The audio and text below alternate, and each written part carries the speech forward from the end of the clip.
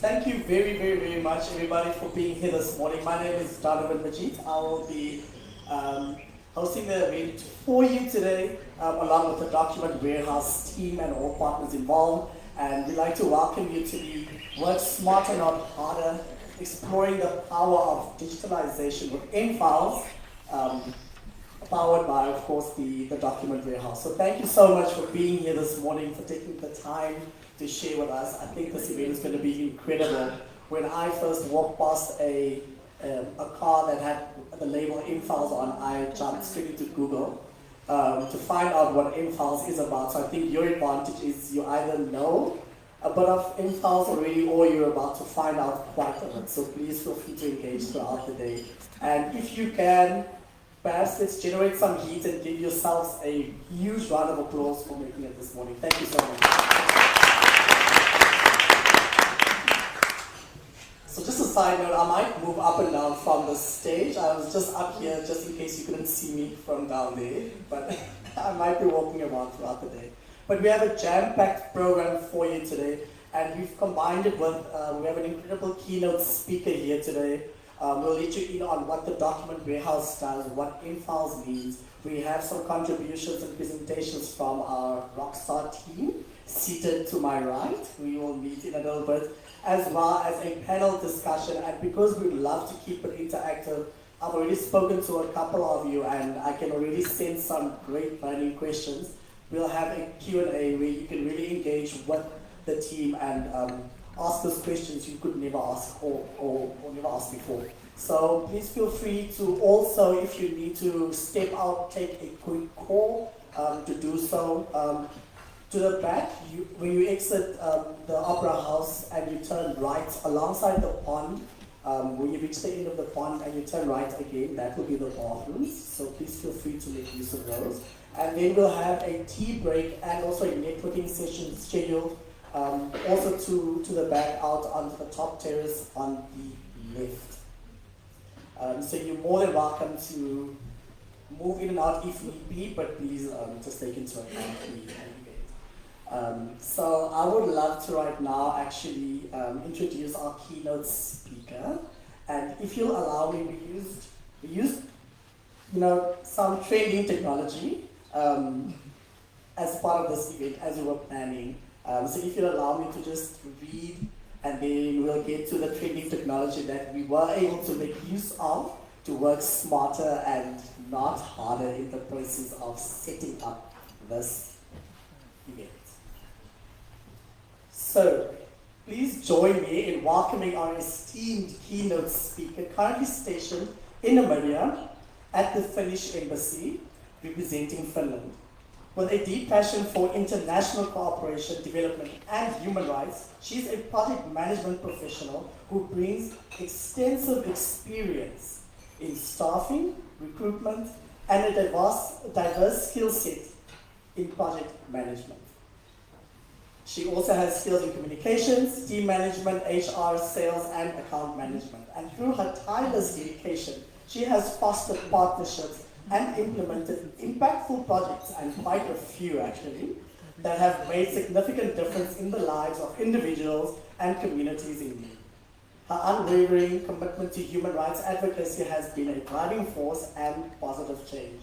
So ladies and gentlemen, please put your hands together and help me welcome our keynote speaker, Evelina Anterone.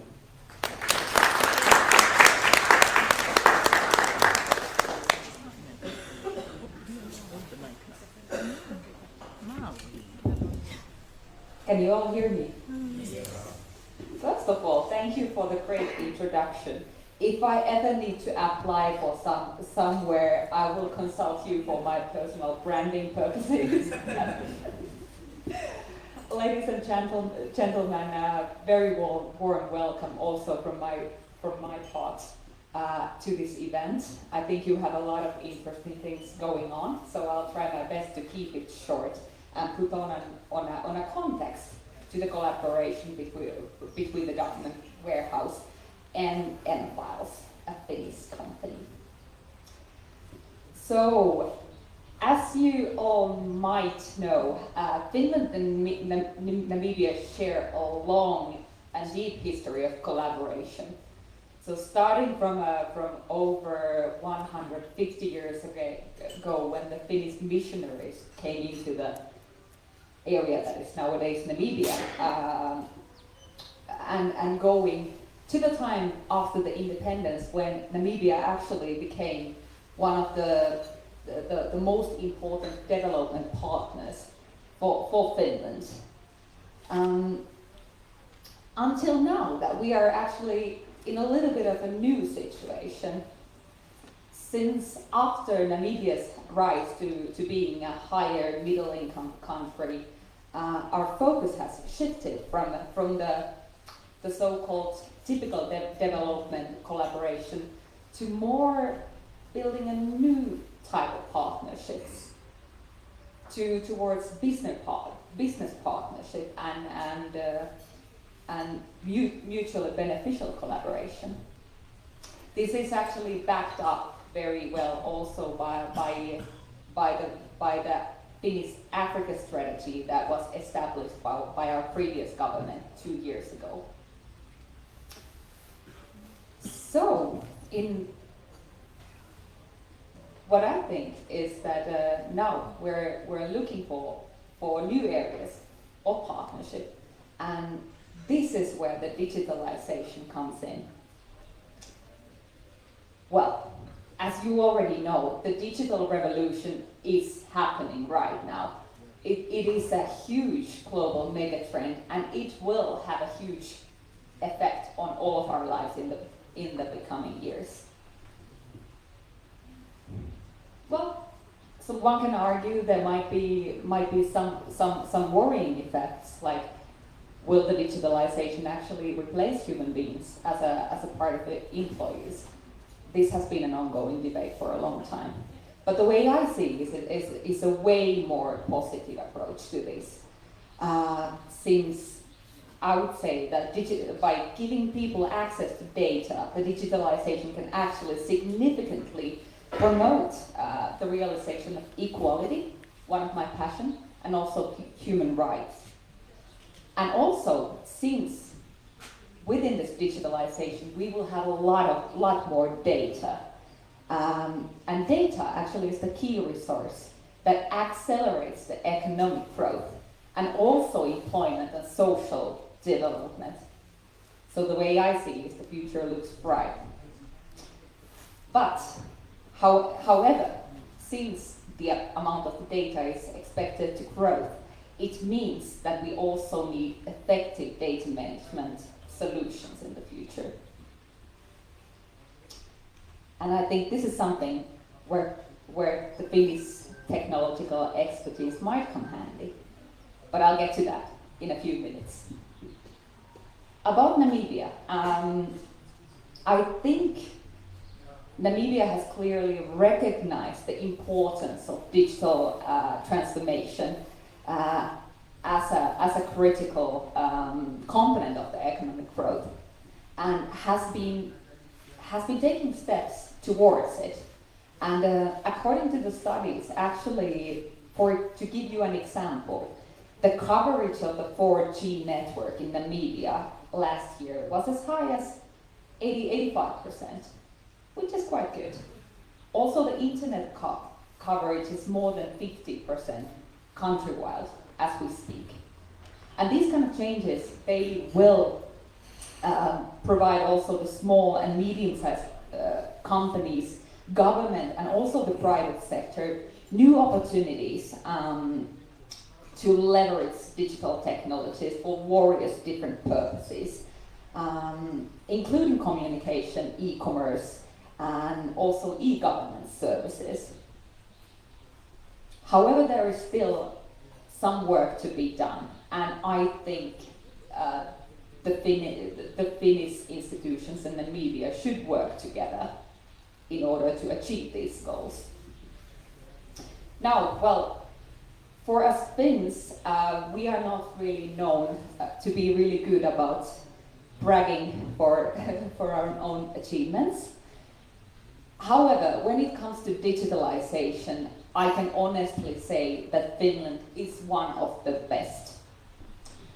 Last year, Finland was actually ranked #1 within the EU countries, considering the integration of digital technology. Few examples of these innovations that we have nowadays. Imagine a situation when you're about to get married and you need to apply for a license in order to get married. I suppose this is the process also here in Namibia. Oh no, you don't need a license. Good for you. For us Finns, we are strict about that. You cannot get married without having a license. So you need to go for the authorities to get one. Or this was the case before. Nowadays you don't have to do it anymore. You can apply online. The same goes with the passport. When your passport gets old, no need to go to the police or the government agency. You just apply online. What if you need to visit a doctor and you have absolutely no recollection when was your last health check? In Finland, the digitalization actually does this for you because we have this government-managed thing called My Kanta. It is a system where actually all your healthcare data is being downloaded. So you just sign in and check when you had your doctoral appointment. And you can also share this information with the authorities, which comes very helpful in a situation when you get hospitalized suddenly and you might not be able to communicate your own will, but they will be able to find it online. So it actually improves a lot your own personal security and secures your own rights. Also, the private sector is heavily involved in the digitalization in Finland. And from here I actually will give you a personal example. I moved to Namibia a year ago, and at the point when I had been living in Helsinki for 10 years. So it means that I had already established quite a living there. I had an apartment that I had bought together with my spouse.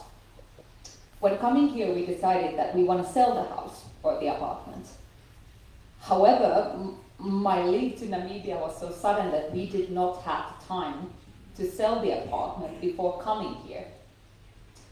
So what to do? Fortunately, in Finland, this is not a problem, since the e-banking services and their interactions with the real estate business actually make it nowadays possible to sell your house without ever meeting the real estate agent, without ever meeting your buyer. So we were able to complete our housing sales totally online. Well, these are a few examples how digitalization can make your life easy. And easy is the key, and also when talking about the data, because in order to make the data accessible, it has to be easy to find. And this is where I think M-Files can actually be of help. M-Files is a Finnish company that is also known as a global leader in information management. Their metadata-driven document management platform actually enables knowledge workers to instantly find the right information in any context, which obviously makes things a lot more effective.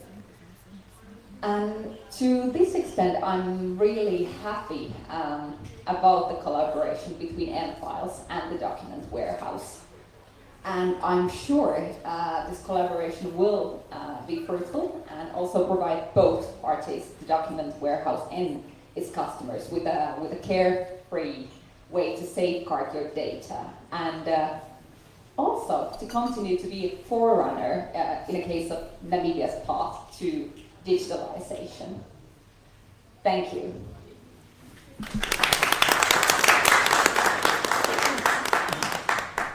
Thank you very much. Can we give Evelina one more round of applause, please?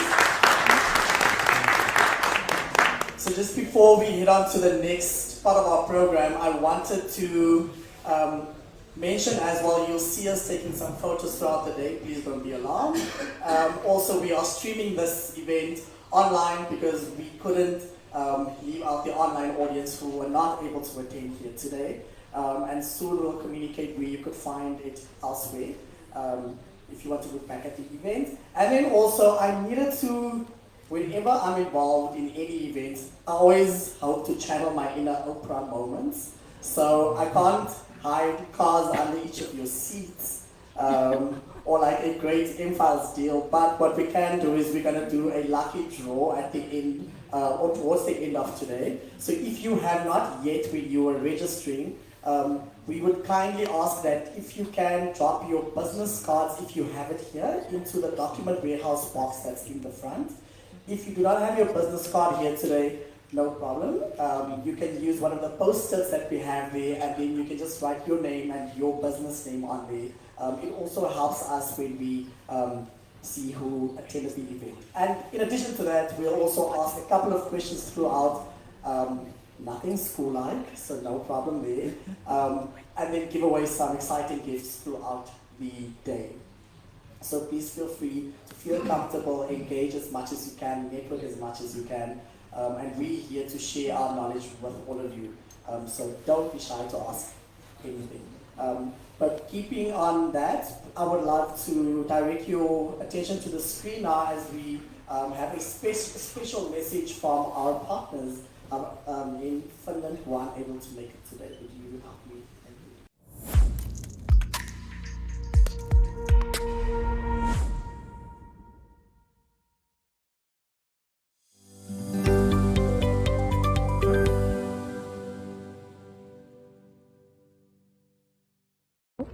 Hello, hi, a warm welcome to our event today. We are excited to have meaningful discussions on digitalization in Namibia. Let's check in with our partners from M-Files in Finland.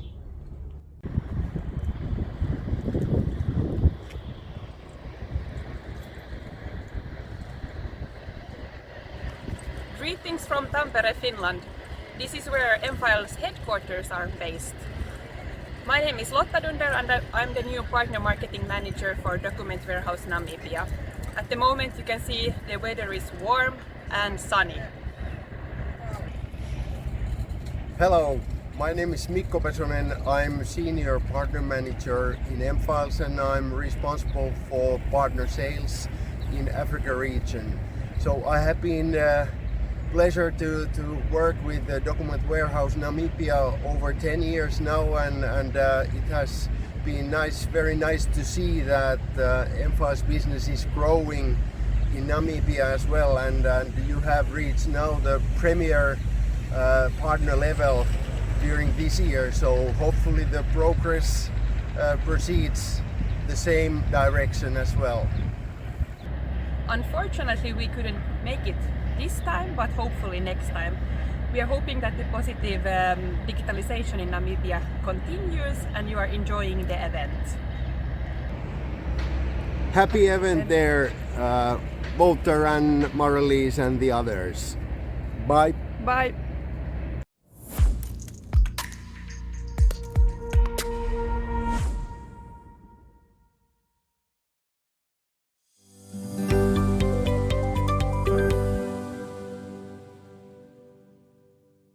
Thank you.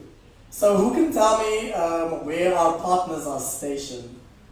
Where are they from? Alright. Perhaps I missed a crucial part of the giveaway section of this day. When I do ask a question and you like to answer, just raise your hand as quick as you can, then I'll know who answered and then you'll win the prize. So we'll do that again in a little bit. But thank you so much for that. And now I'd like to introduce another impactful leader in the team here at the Document Warehouse. And following that same trend of these incredible bios, I'd just like to add a disclaimer that what we have in these bios is true. We just used a platform to help us work smarter and not harder. So please allow me to read the next intro. The exceptional CEO of the Document Warehouse, Ino Kamona, Ina's remarkable journey serves as an inspiration to us all as she started as employee number 1. Started in sales and admin and now leading the document warehouse as the CEO. After her firm yet fair approach, Ina embodies the qualities and insightful foresight, adaptability, reliability, and teamwork, making her an exceptional role model. The exceptional leadership enables effective decision-making, strengthens relationships, and propels the document warehouse towards continued success. Please put your hands together for the CEO of the document warehouse, Ina Khan.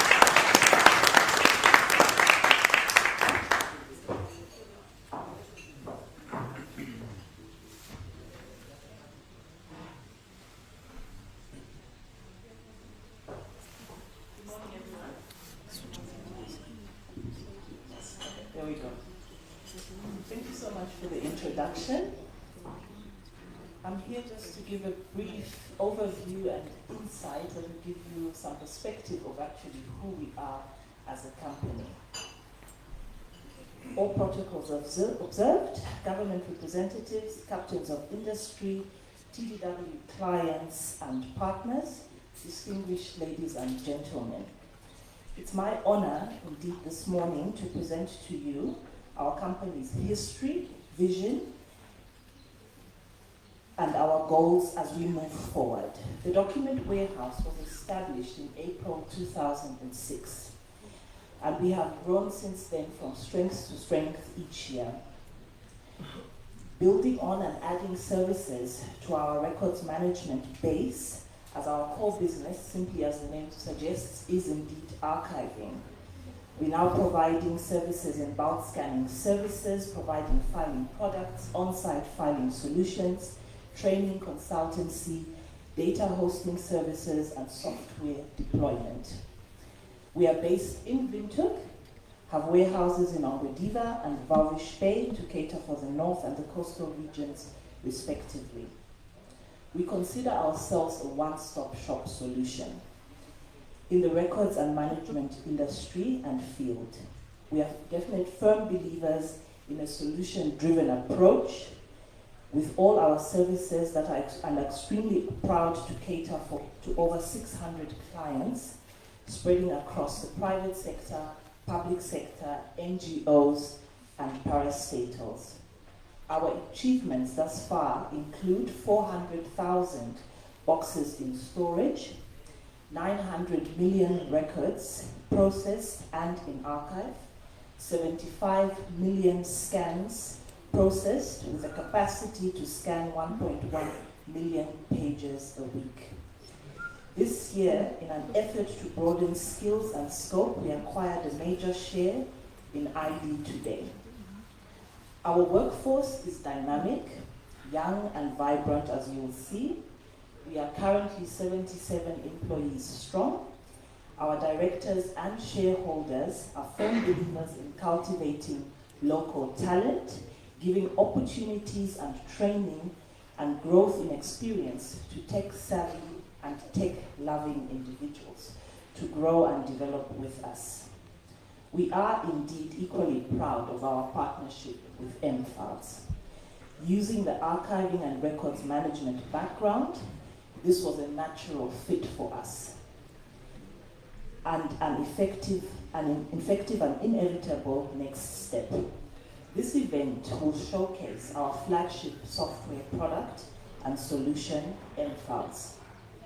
We became the Namibian partner and reseller of the product in 2009, and in 2012 we received recognition from MFiles of having the world's biggest vault in terms of size. Some current stats include 51 active client projects. We currently have 1,242 active MFiles license subscriptions, which translates to 2,127 active MFiles users in Namibia and growing every day. This year, as announced by our partners, we are indeed proud to have achieved the premier reseller status of MFiles. We are all aware that the traditional way of working is no more. The paperless office is no longer just a myth, but a reality. All businesses strive for efficiency, not only in productivity and process, but service delivery and profitability. Considering a transition in your esteemed businesses and organizations, thinking of going digital, consider the document warehouse. Let's become an extension of your office, and you can focus on your core business. I thank you for your attention. On behalf of our entire team, directors and shareholders, thank you for making the time out of your busy schedules to enjoy this morning with us, and hopefully you do enjoy. Thank you so much.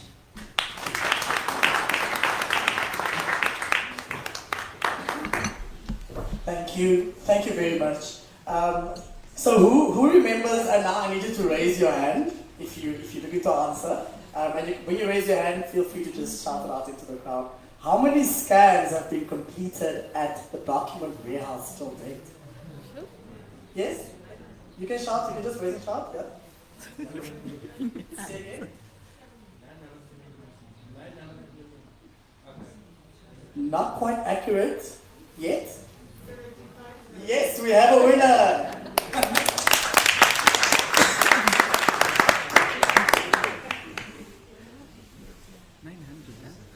Those were one of the first things, or the first signs I noticed when I first set foot into the document warehouse, and I think it's absolutely incredible, like all of these stats to see and to hear.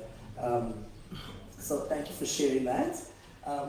Now, as we embark on the next part of our journey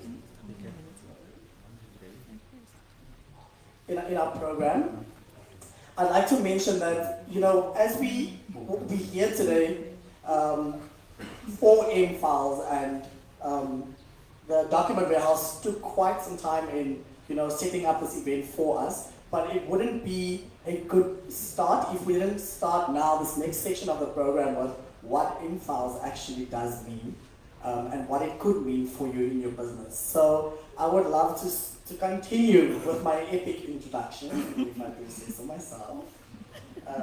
And introduce the next speaker who will tell us all about what M-Files is. And please allow me to read again. Ladies and gentlemen, this remarkable technologist in data, information, content, and records management has a passion for knowledge and a background in faith-based counseling. She combines her skills to manage people, processes, and information solutions. Coding is her technical foundation, bringing automation and endless possibilities to her work. She aspires to inspire women in technology, urging them to embrace their strengths and unique qualities. We're not immersed in tech. She's a devoted dog mom, an avid reader, and a self-professed YouTube addict. Ladies and gentlemen, please welcome Lee K. Wapit to the stage as she shares with us what M-Files means.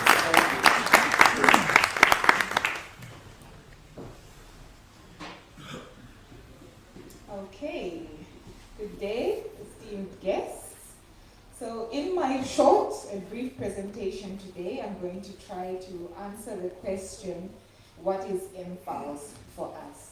Just to give us a general overview, the upcoming speakers will go in more depth into what the actual features are, but I just want to answer this in a brief overview explanation of what M-Files itself is.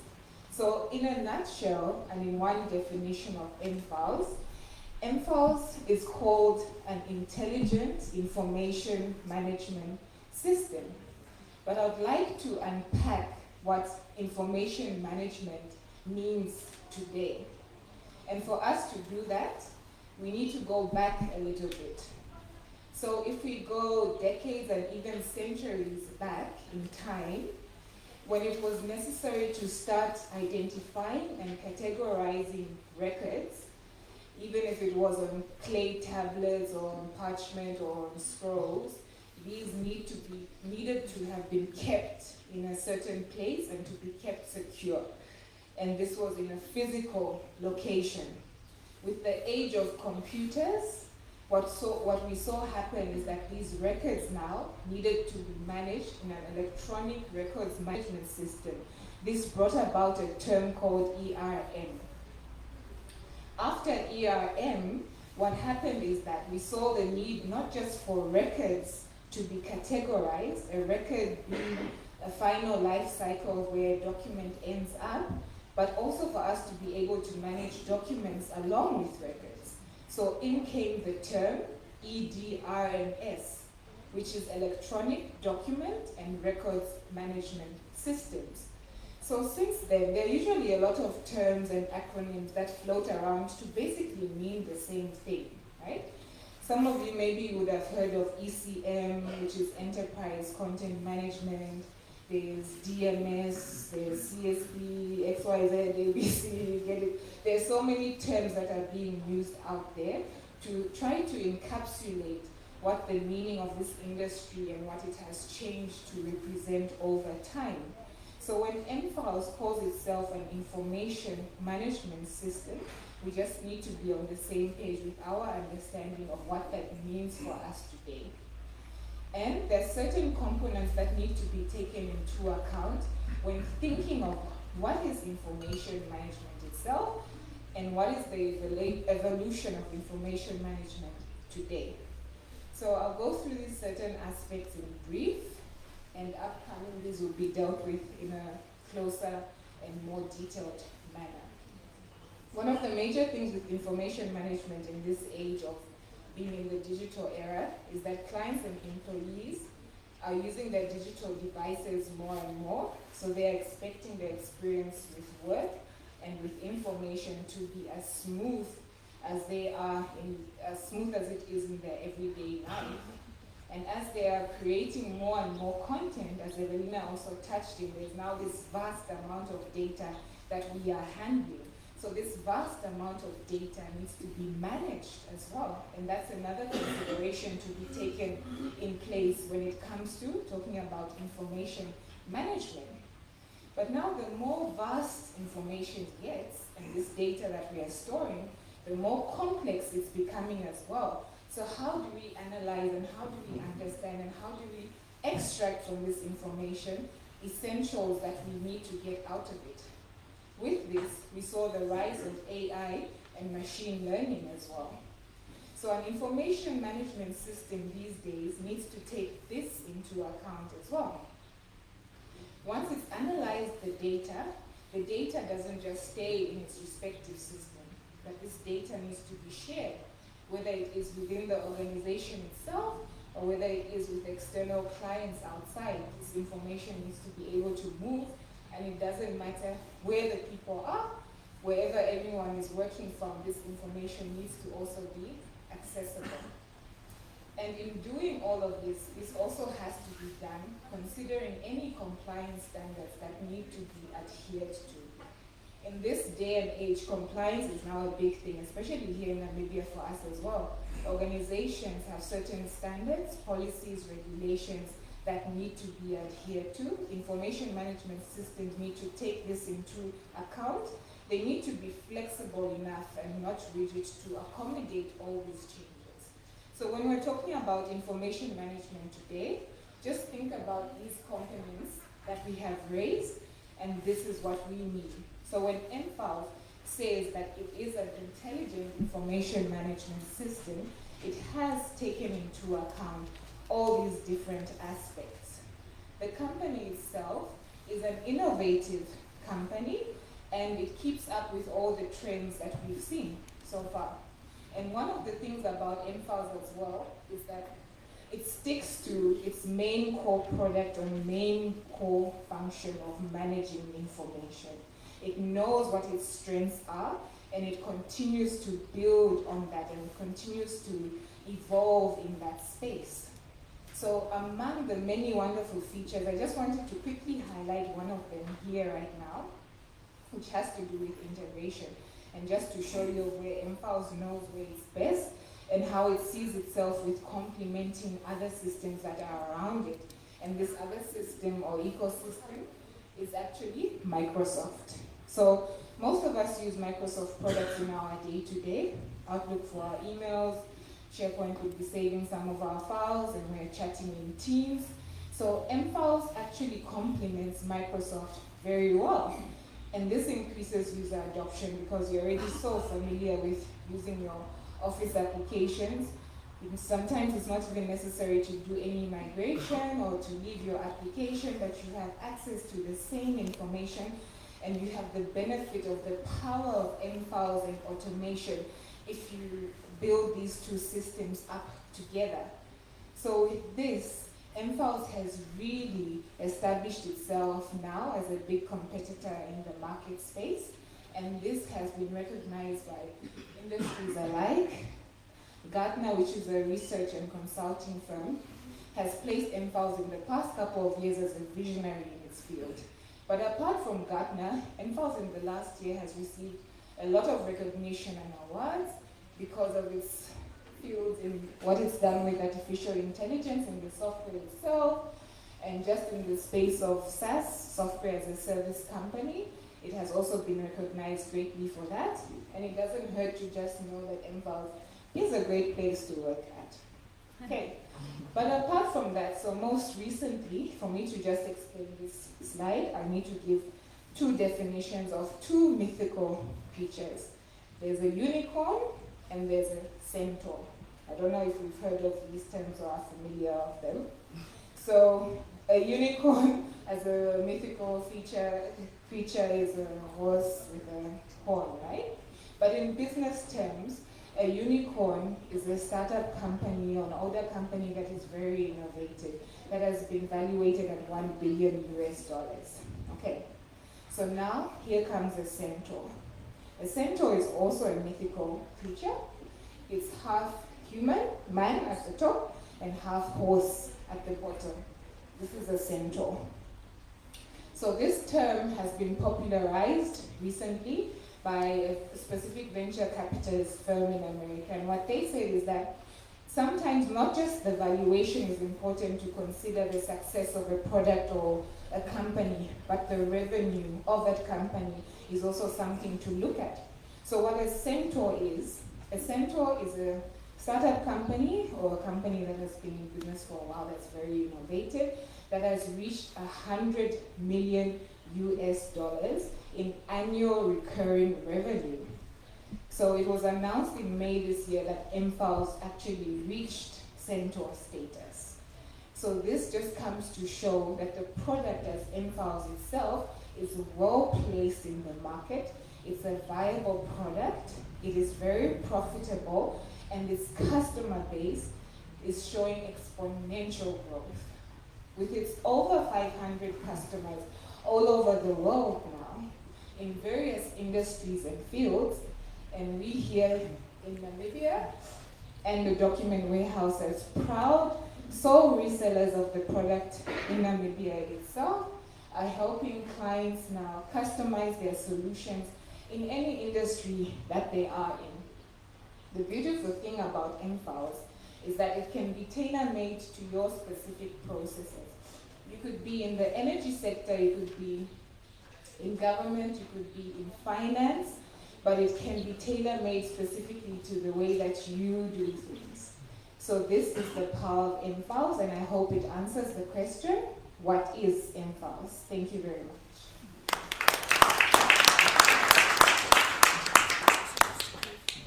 Thank you very much.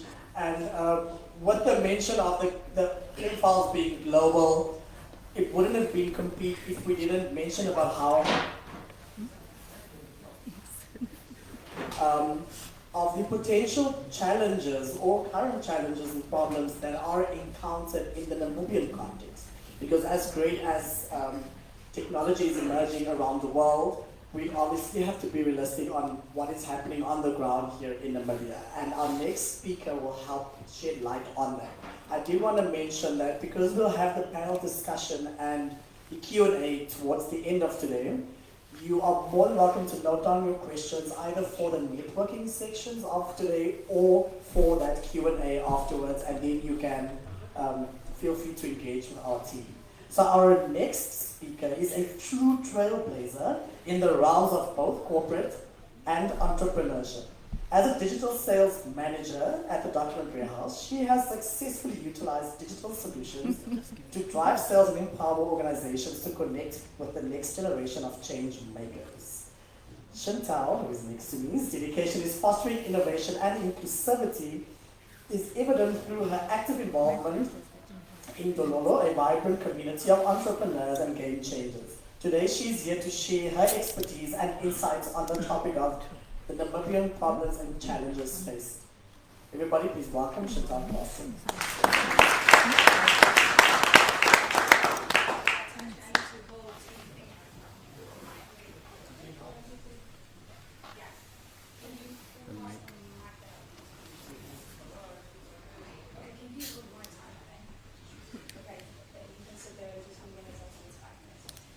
Now, I'm just a bit nervous that I'm going to run out of time because I do tend to talk a lot. So thanks so much for joining us today. I'm Chantal, and I'm going to be chatting a little bit about the problems and challenges that we face in Namibia, particularly in regards to digital transformation, which is part of this whole sort of process of us introducing technologies into our spaces and how to do that more effectively. Okay. The one thing I do want to say is that I don't want this topic to be sad and depressing. I'm hoping that in this presentation you might learn a little bit about new terms that you weren't aware of, new perspectives that you could incorporate, and I want us to feel by the end of this that we can demystify technology, we don't have to be scared of technology, and that we don't have to worry about things like technology taking away our jobs, because I would love technology to do some of the stuff I hate doing. I would absolutely love to not have to do admin as 50% of my current role, as an example. So hopefully chatting about this will inspire you, and that you will gain perspective on what needs to be considered when we talk about digital transformation. Now just to give you the term, digital transformation is also known as DX. So in computer language you get terms like UX, UIX, etc. So DX is the term that is used for digital transformation, and in terms of sort of a definition, it's the incorporation of computer-based systems into your organization's products, processes, and strategies. All right, so that's the context, and I think it's important for us to understand that we must speak the same language when we talk about these topics, or to gain a shared understanding of what these terms mean, so that we don't throw terms around like big data and we don't actually really understand what is that and what does that mean to me today. So in terms of why digital transformation is important, all of the speakers mentioned it. It is important to retain your customers and to take them along your digital transformation journey and educate customers on the use of technology through how you present your products and services. You absolutely need to keep up, not just for your customers, but for your staff as well. All right, so we want to work in spaces that inspire us to do better without making us feel horrible of spending all our time just doing paper pushing. You need to move with the times as an organization so that you can get things done, so that you can create efficiencies, and so that your team, as the other speakers mentioned, can focus on your core mandate as an organization and not 50, 60, 70% of moving things along from an administrative perspective, that they remain inspired in your organization, so that you also can lead the sector. And in regards to digital transformation, I'll show you some statistics just now. Everyone is trying to figure it out. And the transformations that have happened in other countries around the world have very different backgrounds and contexts with which they operate, and political environments and economic environments. So there's a lot of room for us in Africa to figure out how to get this right, and how to then share that with as many people as possible. Leading the sector and future-proofing your organization so that you remain agile, so that you remain competitive, and that you remain the preferred service provider and the preferred product provider in your space. And I just want to quickly say, one of the quotes by Stuart Brand is, once a technology rolls over you, if you're not part of the steamroller, you are part of the road. Okay? All right. So why is digital transformation so difficult to implement in the Namibian context, sometimes in the African context as well? When organizations undertake a large-scale transformation, research shows that their efforts fail about 2% of the time. And that comes from McKinsey. They've done quite a lot of research in this space. So why is that? I think it's important to gain perspective when you're going to embark on a digital transformation journey. This is long game. It takes time. I know, like, example is that we'll have a plan. We want to create digital transformation in our company. We have a strategy, and we think this project will take 6 months. Okay, and then 6 months later, we're still refining details, and we haven't actually started implementing yet, as an example. You need to have a long game perspective when you're introducing technologies into your spaces, because the mindsets matter. And trying to create a new system for the entire organization all at once, all at the same time, is why it takes, why 70% of these efforts fail, because it is important to not think of transforming your organization with Big Bang theory, everything at once, overhaul all at one time, but that you would implement lighthouse projects. Those are small projects that are implemented in a specific space, for a specific department, for a specific process, and then once you've learned what works, then you would then scale that using a phased approach. And the digital mindset, there's a term called digital mindset. Digital mindset is you knowing that you need to learn and fail and test and change and adopt. It's a design thinking mindset. And design thinking is critically important with implementing digital transformations in organizations. This does cost money, right? Because the companies have figured out what works. You need to ensure you have a return on your investment to prove that the dollar that you spent buying that product or implementing that automation actually has real benefit. And it reduces the amount of time people spend on admin, reduces the cost that you're spending. So you might be spending for the software, but you're saving so much other things, because now you're freeing up time for people to do more and to create more sales and offer more services. But that means you have to measure your success. This is not just like assuming things. It's you actually collecting the data to prove that the dollar was spent at the right place, in the right way, at the right time. And then, of course, needing a solid plan. So if you don't have a digital transformation strategy, which has very many different components, it is something that you want to start with, just to have an idea of where you think you're going and how you think you might get there. Learning from peers is going to be critical. So for you, in terms of today, you're able to learn from other organizations what's been working for them, so please use the opportunity. And then peer learning for me also relates to communication, and I've said three-way communication. That means that your management needs to communicate with your team that is going to be using that solution, the end users, with the IT team at a minimum, that you together figure it out. Because, you need to understand the world that you're walking into has some real statistics, and these are global statistics, right? So this is not specific to Namibia. This is also from McKinsey, so please do check them out to learn more about this. Only 35% of organizations' digital transformation efforts are successful. That's almost the opposite of the other slide. 70% of them fail. Here they say 35% of them succeed. So on average, large IT projects run 45% over budget. That's very close to 50. That's very close to half. Okay. And 7% run over time. I think in Namibia we might expect a bigger figure there. And usually they deliver 50% less value than you thought. So we get excited about doing a project, and then it gets difficult and it becomes challenging, and then we have issues, which is what I'm talking about today, and then it doesn't actually happen, and people lose interest, they lose sort of their ability to execute, and it becomes like more stressful for them to do this. And one of the reasons, or these are the reasons that I will be discussing with you now, from a management perspective. So I'm talking about everyone that makes the decision to say we're going to go for this, we're going to use this software, we're going to automate this process.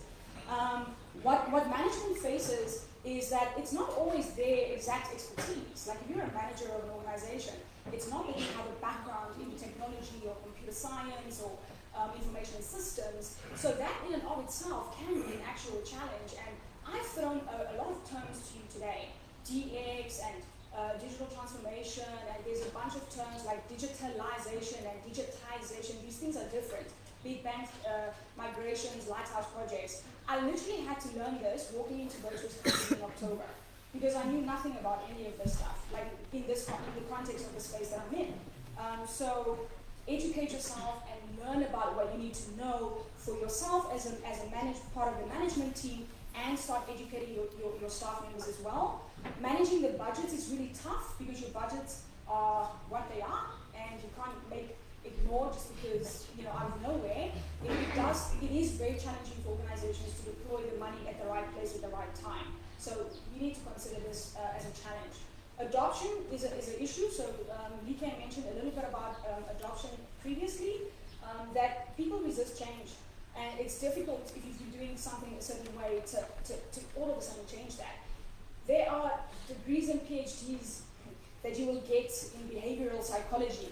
It's a big thing that you must educate yourself about to figure out how you're going to inspire people to create change instead of just telling them to do it, because there will be resistance. Delivering an ROI can be quite challenging. The information must be tracked, and business management usually has a lot of responsibilities.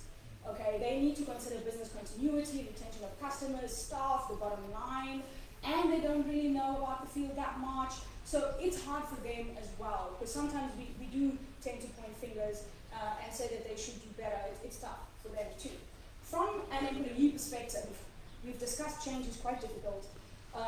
It is important for them to understand the why, okay? Because it might be that you've implemented a couple of systems before that didn't end up working. Now you want to do something else, and then they're going, oh, is it another thing that's not going to work? All right, so it is important for you to engage with them and get them to understand sort of how this can benefit them. And it's not about telling them, it's about showing them. So this is important. Digital literacy rates in Namibia are quite low. And this relates as well to generational gaps, where we kind of assume the older generation is less tech savvy, and we assume the younger generation is a little bit more tech savvy. But even in Namibia, you have young people that get exposed to technological systems only at university, or possibly only at their first working environment. So our digital literacy rates are of such a nature that you have to really sort of communicate about technology, technological terms, digital transformation in a simple manner that everyone gets a shared understanding of exactly what that is. I love the way that Vika did it. She spoke about information management, but we're not assuming everyone has the same understanding of what that actually means in the context that we're discussing it. So this is part of what needs to happen in organizations to ensure that their success rates become higher. A challenge that employees sit with is the workload being a lot. I think we're very output-based, but we don't always consider how many steps take part to achieve a certain outcome. You can tell me to order your coffee, but there's no way for you to know it takes 5 phone calls to 3 different coffee companies to determine who wants to come, figure out the pricing, get it approved. There's a lot that goes on with achieving tasks, and introducing new things overwhelms people. You have to show, like I mentioned, the benefit of how this makes their lives easier and gets them excited to do things that they're more inspired about. And the common understanding we've discussed, and really for me, confidence is king. Confidence in general. You must build confidence for people to use technology and to be excited to learn about technology and to be confident to communicate with you as to what their needs are. So demystifying technology, I think, is one of the great steps that you can take in an organization to get people excited about this, especially when implementing new things. And lastly, I just want to say that life is hard. All right, work is not the only thing that we think about. Things have been popping off for the last couple of years, and we've been getting a hiding left, right, and center all the way along. So not everyone's going to be as excited as you about what you're trying to introduce, and you need to take these things into consideration to inspire people. So, not ending on a terrible note, what can you do today? The document warehouse is available to help, because we actually help customers all the way from paper to go digital and then use processes to automate better. So you're able to communicate with us at any stage of your journey at this time. Jack yourself up, demystify technology, co-create the solutions with the users so that they're excited about what you're about to implement. Please nail it before you scale it, because you must find out what works to expand what works, instead of trying to overhaul everything at once. We already know that doesn't work 70% of the time. Knowledge sharing is critical, developing the digital mentality, fail fast, fail forward, fail often. For me, it's very closely related to entrepreneurship mindset. You need to move quickly, but you're reducing the risk by doing it small scale and doing it fast. So try and implement those type of projects. So digital mindset it means being able to innovate, to do experimentation at scale, and to make better decisions that are data-driven. So you need to build the culture of learning in your company, develop the digital mindsets from the top all the way through, and build a safe-to-fail environment for workers. Because everyone's trying to figure it out, I don't see why we can't figure it out fast. All right, thank you very much.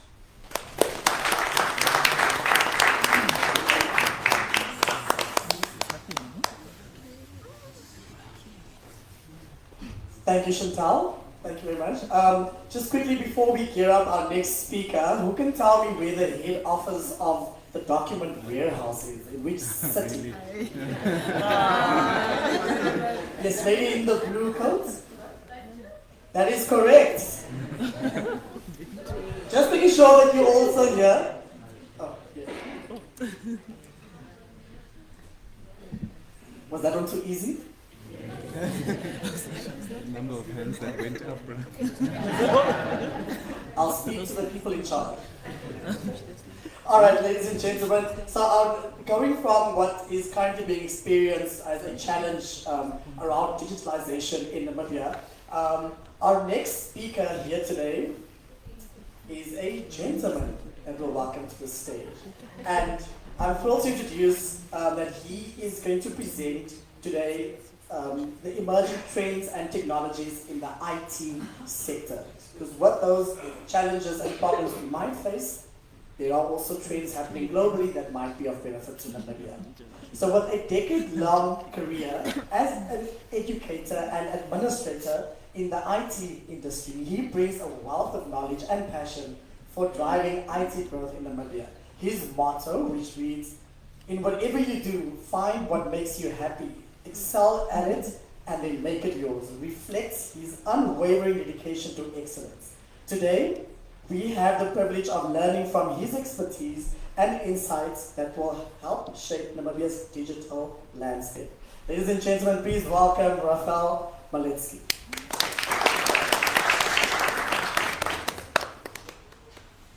Good morning, everybody. How are we? I don't like this picture. I don't know if I'm fat or skinny or pale. It's just difficult. Great. So today, the emerging trends and technologies. It's a topic that a lot of you have been seeing coming up, and you kind of, there's a little bit of a fear in a lot of it, right? So what I'd like to do is give you a brief introduction to a trend that has actually been circulating since last year, November. And it's sort of old news now, but for some of us it might still be new information. I'll show that to you and then give you an example of that. But what I'd like to achieve is that at the end of this presentation, you would feel more comfortable with the trends and technologies that are coming up and be able to apply them within your business or your own life. I'm going to start talking about ChatGPT, an example of it, and then 3 terms that are thrown around quite often, and I'd just like to demystify what those 3 terms are and the differences between them, and then give you a brief example of how some of this technology is used in MFAs. Are we ready? All right, I'm sorry. Are we ready? Yes. Fantastic, great stuff. All right, so what is ChatGPT? Here we go. ChatGPT, generative pre-trained transformer, is a large language model developed by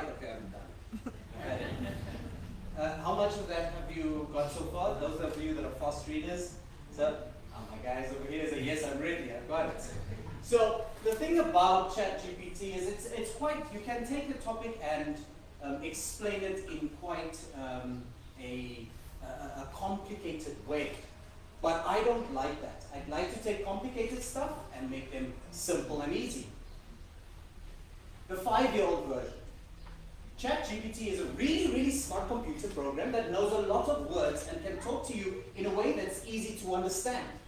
It can answer your questions, tell you stories, and even play games with you. It's like having a really clever friend who always knows what to say. Just like how you learn things by listening to your teachers and reading books, ChatGPT learned by reading lots and lots of books and websites.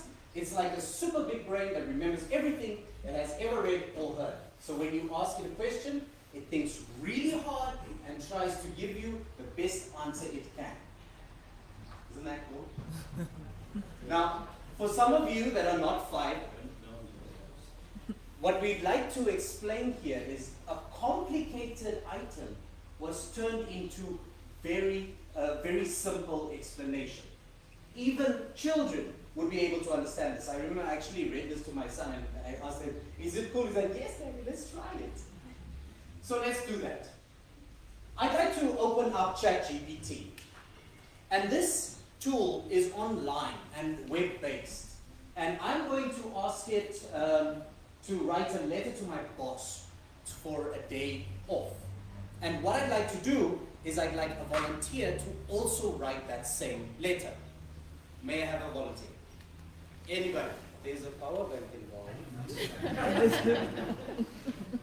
Anybody? Yes, sir. Fantastic. Great. So, may I have your company you're working for? Social Security. Right. So, your task is to write a letter to your boss and then ask him, or in this letter, ask him for a day off from work. I am not sure how you talk to your boss. You talk officially or exactly. I want to go.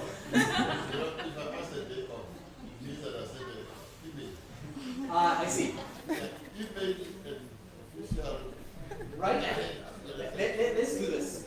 Just a simple letter with that you would deliver to him in hand to your boss to ask for a day off. So what's your name? Saul. Great. For the rest of you, so you can go ahead, man. I'm giving you a head start. For the rest of you, watch the screen. I'm going to open up ChatGPT and give the exact same task that I've given Mr. Saul. Right.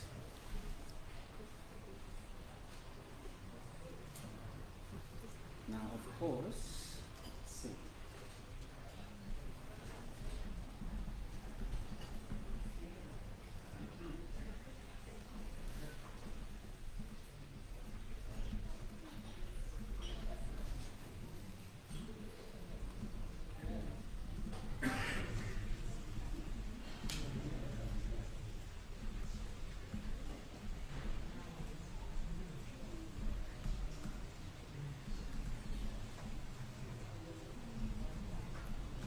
Give me a name.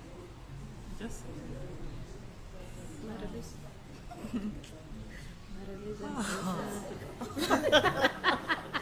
Hint. All right. Mr. Saul, no cheating. Your letter, my letter, are going to do the same thing. All right. The rest of you, watch. Mr. Saul, your letter must continue. Are you ready?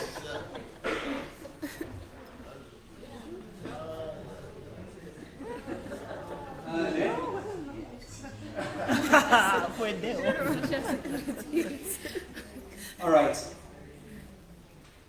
I'm going to read the letter that Mr. Saul gave.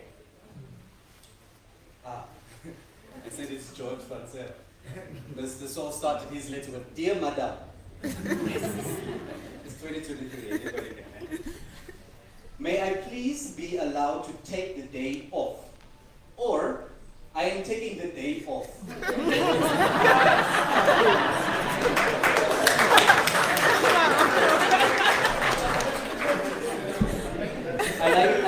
I like how Mr. Saul puts the word thanks at the bottom. Mr. Saul, thank you very much. Can we just give Mr. Saul a round? Alright, so let's take a look at the answer that ChatGPT actually gave. And one of the things I'd like to express here is Mr. Sol knows his boss fairly well, if he can say or, given your options. But the reality is, not all of us, we have to follow protocols, right? You have to follow logic, you have to be considerate of your coworkers and so on and so forth. So let's just look at just how ChatGPT typed up this letter. I hope this letter finds you well. And look at it, it said Mr. George Van Sale. I wonder who that is. I hope this letter finds you well. My name is Sol and I'm an employee at the Social Security. I'm writing to formally request a day off from work on a date.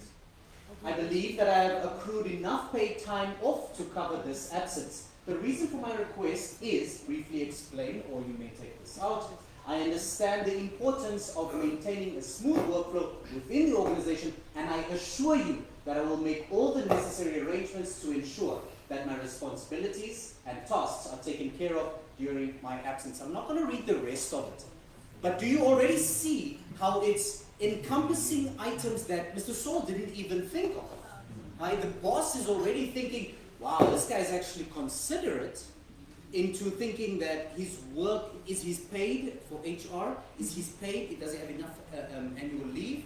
He's considering that his responsibilities are well taken care of. Like it's already giving you or reminding you, hey, make sure that you follow these steps before taking off leave.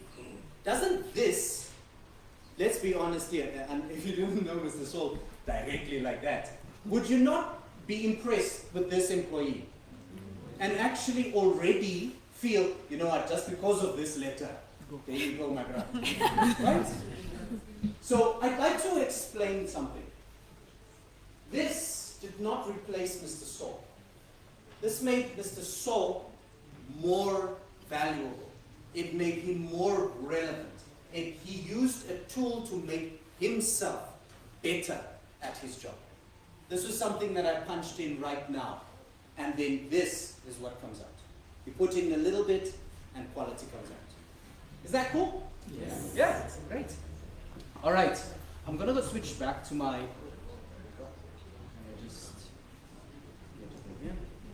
I'm going to switch back to my presentation. And I'd like to just quickly say that these type of tools are not just for the work environment. You could use them within your own house. I'm not going to do this exercise right now, but I'd like to allow you to take it home with you. Go try it out. Go see what this is. And I did this. This is the one where I told my son, six-year-old son, a story about a frog with blue shoes, teaching him the importance of being comfortable and being different. And I use it in my daily life, and it doesn't make you just a better employee, it makes you a better person if you apply it. Speaking of technology, let's look at the 3 keywords that are floating around. AI, artificial intelligence, ML, machine learning, and RPAs, robotic process automation. I'm not going to be very boring. I've got just a couple of bullet points. Stay with me. AI is a broad field. It's not something specific as you would think is that a machine, or it's not just an application that you would download, and I've downloaded AI or installed AI. AI is a broad field that encompasses many aspects that achieve artificial intelligence. It's used to create intelligent systems or machines that mimic human-like intelligence. This is important to understand because human beings have intelligence, even though we don't always think that. But human beings have intelligence that machines are trying to mimic and then apply as human beings do it in daily lives. And the adaptations, it adapts to new situations, just as a human being would. If a situation changes, a human being would then adjust accordingly. And that's an important aspect. Some applications where you would find it are virtual assistants, autonomous vehicles, and within the data, within the document and record management environment, image recognition systems as well. I'd like to explain that AI is, as I said, a broad field, and so many businesses, so many organizations are encompassing AI within their technologies. Let's look at another term, machine learning. This is just one, there are many, but this is one of the subsets of AI. Machine learning learns from past examples. And this is a key factor, because as you would understand, using machine learning is going from what it has seen happen before to be right or to be wrong, then it uses that to do the next step. And it uses training models to develop algorithms as well to be able to achieve its task. In the past, machine learning had to be told that a vast amount of data, then a human being, you would have to go say, this answer is right, this answer is right, this answer is wrong. With a lot of computing power in today's time, that the machine learning algorithms are being cultivated to identify those answers themselves, using all these algorithms. Where we apply, or where we have seen ML, is in language translations, and in the digital space or the document management spaces, optical character recognition systems. I'm not too sure, but the document, I'm not sure if you guys know this, but the document warehouse actually uses OCR systems as well. And just to give you an idea of what an OCR system would look like, or a simple example is, you would have a page with a barcode at the top right corner of the paper. It could be little to the top, it could be a little button to the top, it could be wherever. OCR scans the page and then looks for that barcode and reads it. Optical character recognition, and then writes out what that barcode is saying. Does this make sense? Mm-hmm. So far, yeah? There are so many different types of applications, and one of our guys outside, when you have the chance, will tell you more about that. You will also find it in other recommendation systems. Something that is also sparking in the market is RPAs, robotic process automation. And as soon as I say robotic, many people start thinking those, I'm sorry, I can't do these robot dances.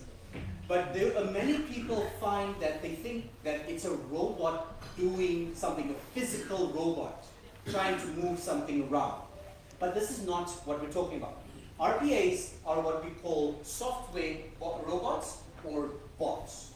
It's a program that is designed to do a specific task, but it mimics repetitive human actions. The important aspect about RPAs is that it is not something that learns from past experiences.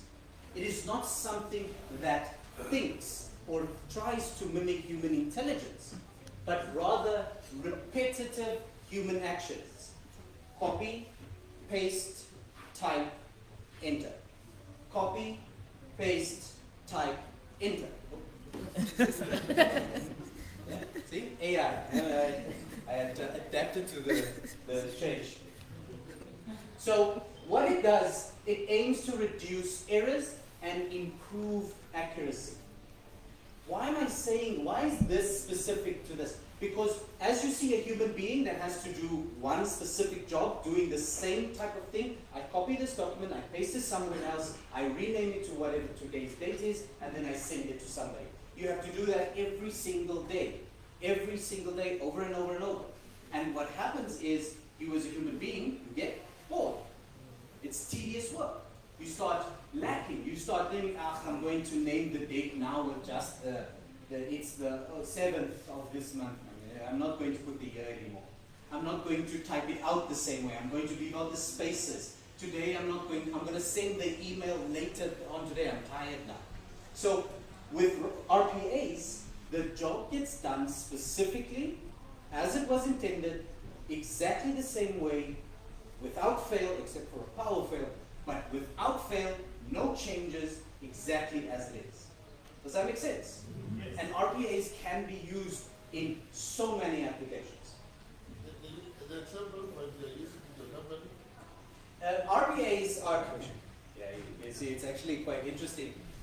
RPAs can be used, or within our company, we have a number of processes that are repetitive, such as reports that have to be generated at the end of the month. They are and I think the last time a human being did it, it took him an hour and a half just to do that one report. And it was every month that he would collect data from this database, go to that system, pull that report, go to that system. We now have an RPA or a bot system that does it within 6 minutes. From 1 hour and a half, 1.5 hours to 6 minutes. Now imagine, you see, for us, we use that process once a month. But for other people, other companies, they have to drop a report when? Every day, at the end of the day, from different systems. And an RPA could do that every day at a specific time and send it out without any issues. So now that guy who wants to leave at 5 can leave at 5. Does that make sense? Yeah, great. Right, so I'm going to move ahead and I'm going to show you that these items that I've discussed are subsets of AI. And I chose ChatGPT not because I like ChatGPT specifically, but it's one of the biggest things that is trending right now. And it's in this image here, it's in a category called text to text. Where is it? Help me find it. Down, there we go. There we go. OpenAI, ChatGPT or GPT. So it's in that category. But as you can see from this image, there are so many tools, so many AI tools that are in so many different categories. Why I spoke about ChatGPT is because it is so versatile. It's trained on so many aspects, in all the different fields. Try it out and take it. But how Document Warehouse is using, or how mFiles uses some of the AI or AI functionality, I'm going to have a video described. You ready? Yes. All right. This is Gary. Gary works in the legal department at Pinnacle Services Company.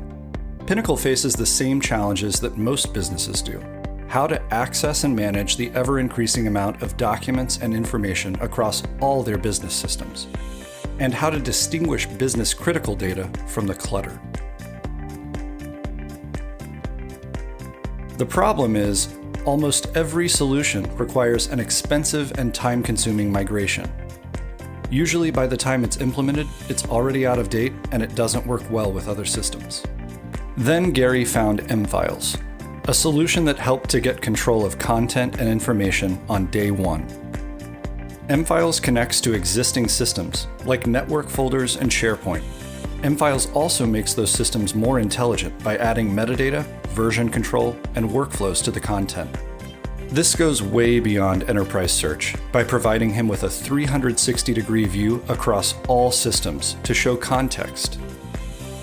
mFiles organizes content based on what it is, like an invoice or a contract, automatically using built-in AI, suggesting what the document is, what customer and project it relates to, and other important information like expiration dates, without Gary ever having to think about where to save it.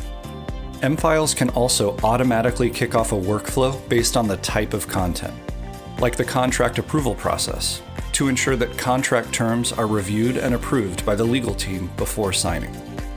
With flexible deployment options, Gary can choose between a cloud, on-premises, or hybrid cloud environment. mFiles enables every business to be cloud-ready immediately, whether you want to move to the cloud now or in the future. mFiles is always up to date, so Gary gets real-time security updates, performance improvements, and access to every new feature immediately when it's available. And it's the only intelligent content services platform that provides all these benefits. Now Pinnacle is prepared for the future, and Gary is a hero. Be Gary with mFiles.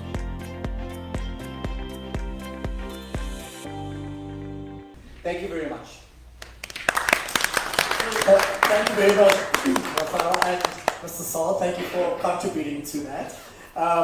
So who can tell me what platform we've been using to help us with these bios, actually? Yes, gentlemen in the back. ChatGPT, that's correct, yes. Win a power bank.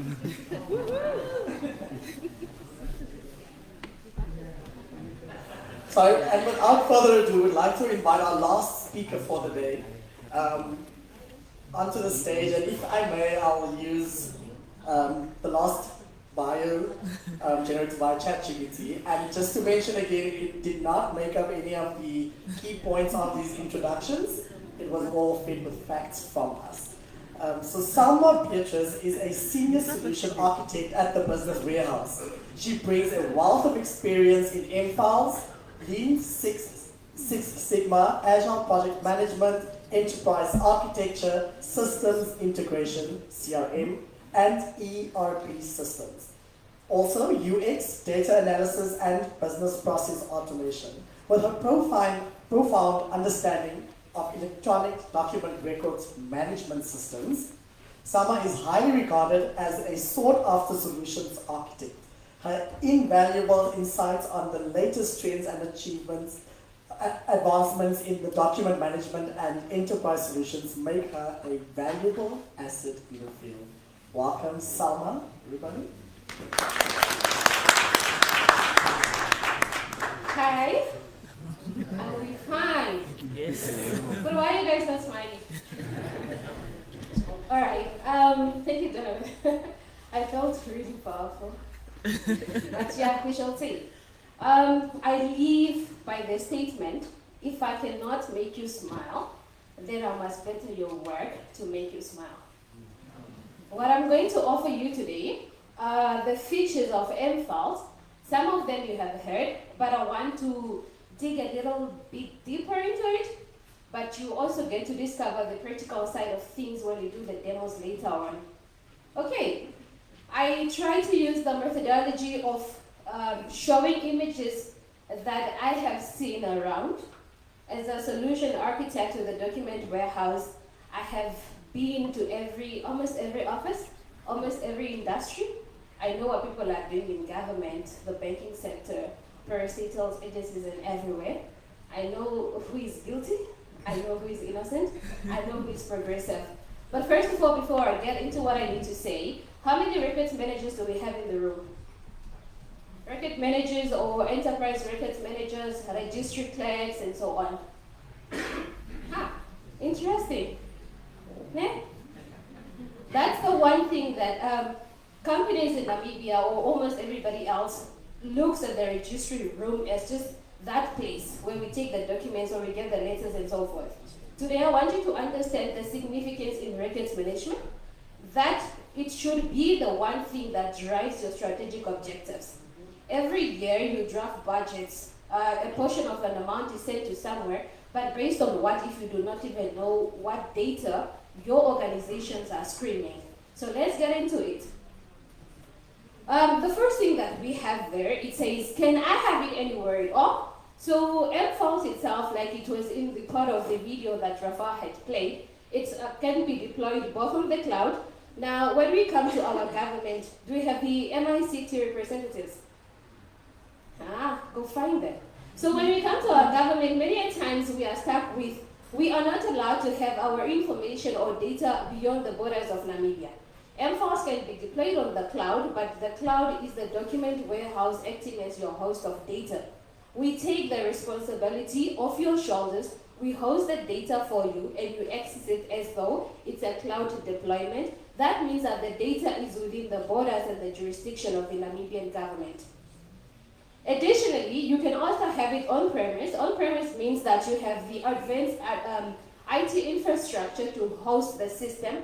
We come to your premises, we do the deployment, we train your people on how to use it, and we also encourage people that the people must know how the system works, so you don't entirely depend on us. Other than that, technology equipments are kind of costly. So then we have the third option, which is hybrid.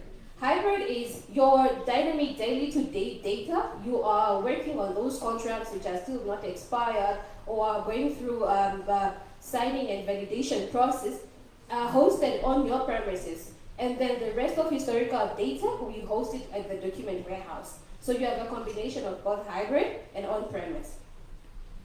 Records ordering through metadata. MFiles, the uniqueness of MFiles as an EDRMS is really that it's metadata driven. So it saves content, not just documents. Please understand. Maybe voters started this business on the basis of the hard copy. I have no business with the hard copy. I am pro-digital. Let us digitalize, and go digital through transformation. So basically, the documents that you have or records that you are creating, be it architectural drawings, videos, images, anything at all, must be tagged. When you are saving it into the system. You need to classify. What are you saving? It's a personnel document. What document type is it? It's a passport. What is the document date? What is the expiration date of this document? Now, this metadata, the power of it, allows you then to organize your content based on what it is rather than where it is. On your desktop and back to your offices, you are used to so many folders. Folder A, projects, folder B, Windhoek City, folder C, roads, folder B, D, and so on, Vanilla, and so on. So we are moving away, or we have actually already moved away. If you didn't move away from that practical side of things, please talk to us after. When you go back to the office, tell them they need to switch from all of that mess. The next thing is that artificial intelligence, MFiles itself incorporates artificial intelligence. So instead of you having to teach, many systems allow or require that you teach the system on what it must speak. Unlike that, MFiles rather studies what you do on the system and applies back, and you don't even get to see it. So it studies what does this person do, or what are the people doing on the system. Are they saving invoices? Where do they pick the invoice number from? And where do they pick the invoice company from? Then the system looks into that and gives you insight on what this document could be. So it suggests to you already by studying the content of the document. Again, when you search the content on MFiles, it can be on page 7 of 1,500 pages PDF. MFiles will pick up that keyword in that document. If it's machine type, not handwritten, because our handwritings are medical-like. The other thing is also that we are struggling. This is not just a Namibian problem, but I urge you, please let us go the right route. Single source of truth. If in Windhoek, at a certain bank, the application form is called client onboarding. Now you go to Katima, the same bank, they call it client application processing. There is no single source of truth. A record must be called what it is universally across the entire organization. But for you to achieve all of these things, you then need to have a central system that is being used by everybody wherever they are. MFiles on your system as a certain Ministry of Social Security. In Oshakati, the people are also accessing the same system. So it's not different systems. It's the same system, and we are all processing the same information, and that's not duplicating the records and having everybody has their version. Everybody thinks my version is the latest, is the correct one. So we use the same system, and also enforcing single source of truth, and this helps us have or provide clear data. One tiresome part of being a data scientist or analyst anywhere, I don't even know how people get encouraged to study those things, especially in Africa. Data is messed up. Because the person goes into the system, physical address line 1, Namibia. Physical address line 2, Namibia. Physical address line 3, Namibia. Physical address line 4, Namibia. But if you enforce things like physical address line 1 must state the, either the unit, the street, or whatever you're staying in, then that means that only when we have pre-configured, properly set up systems will we be able to produce quality data that can later be used to analyze our business operations and the nation at large. Then the next thing is automation of mundane, repetitive jobs. This one, hectic. You go to government offices. By now, what time is it? Only 3 people are in the office. And then you think, why are the people not here? Government employees, civil servants, they are problematic, they go on their work. It is not that. Never blame the person, always blame the system. You are bombarding the people with the most boring jobs. People want to test robots, they want to test how to code, they want to put a one-liner that just says hello and then say something like, oh, I'm a developer. Developer, top notch. So please, if you look at that lady there, she doesn't even look like, your office is your home, but look at that office setup. So this person has given up the like, yeah, I'm just here to collect a salary. And those guys here, the gentlemen here, they are probably observing the CCTV cameras. So now what we do in that place is that any boring work that people are doing, for example, if I need to send out 700 rejection letters of a tender, all of us are becoming tenderpreneurs. Now, when we do not qualify, one person is awarded, the rest of the people are not awarded, so they are unsuccessful. And the Procurement Act says, send out a rejection letter to the unsuccessful candidates. Do you send those letters out? Because it's most boring, it's a lot. But the moment you actually automate and map these processes on NFiles, you will be able, the system will send out rejection letters to mailboxes automatically without a single punch. It's just unsuccessful. It shoots 100 emails out. So I'm giving you all the reasons for you to come for NFiles. You either do it now before it gets too costly. Don't say I didn't tell you. Now the other thing is that we are guilty of cowboying processes. You have processes and process owners and owners of SOPs within your organizations. But because this thing is too late, it's too quick, I need to quickly rush it. You skip 2 steps, your supervisor must recommend and somebody else must approve. Then you write to executive, say, please just sign here, no, we're running out of time, we need to get these products in ABCD. Now, what that does is that you are actually promoting non-compliance to procedures and processes. With the mapping of processes and NFiles, it goes in a certain route. There is no way for you to cowboy nothing. There is no way for you to skip a state or a stop. If it must be drafted and submitted to the next person, it will follow that route. We will not leave room for you to skip things.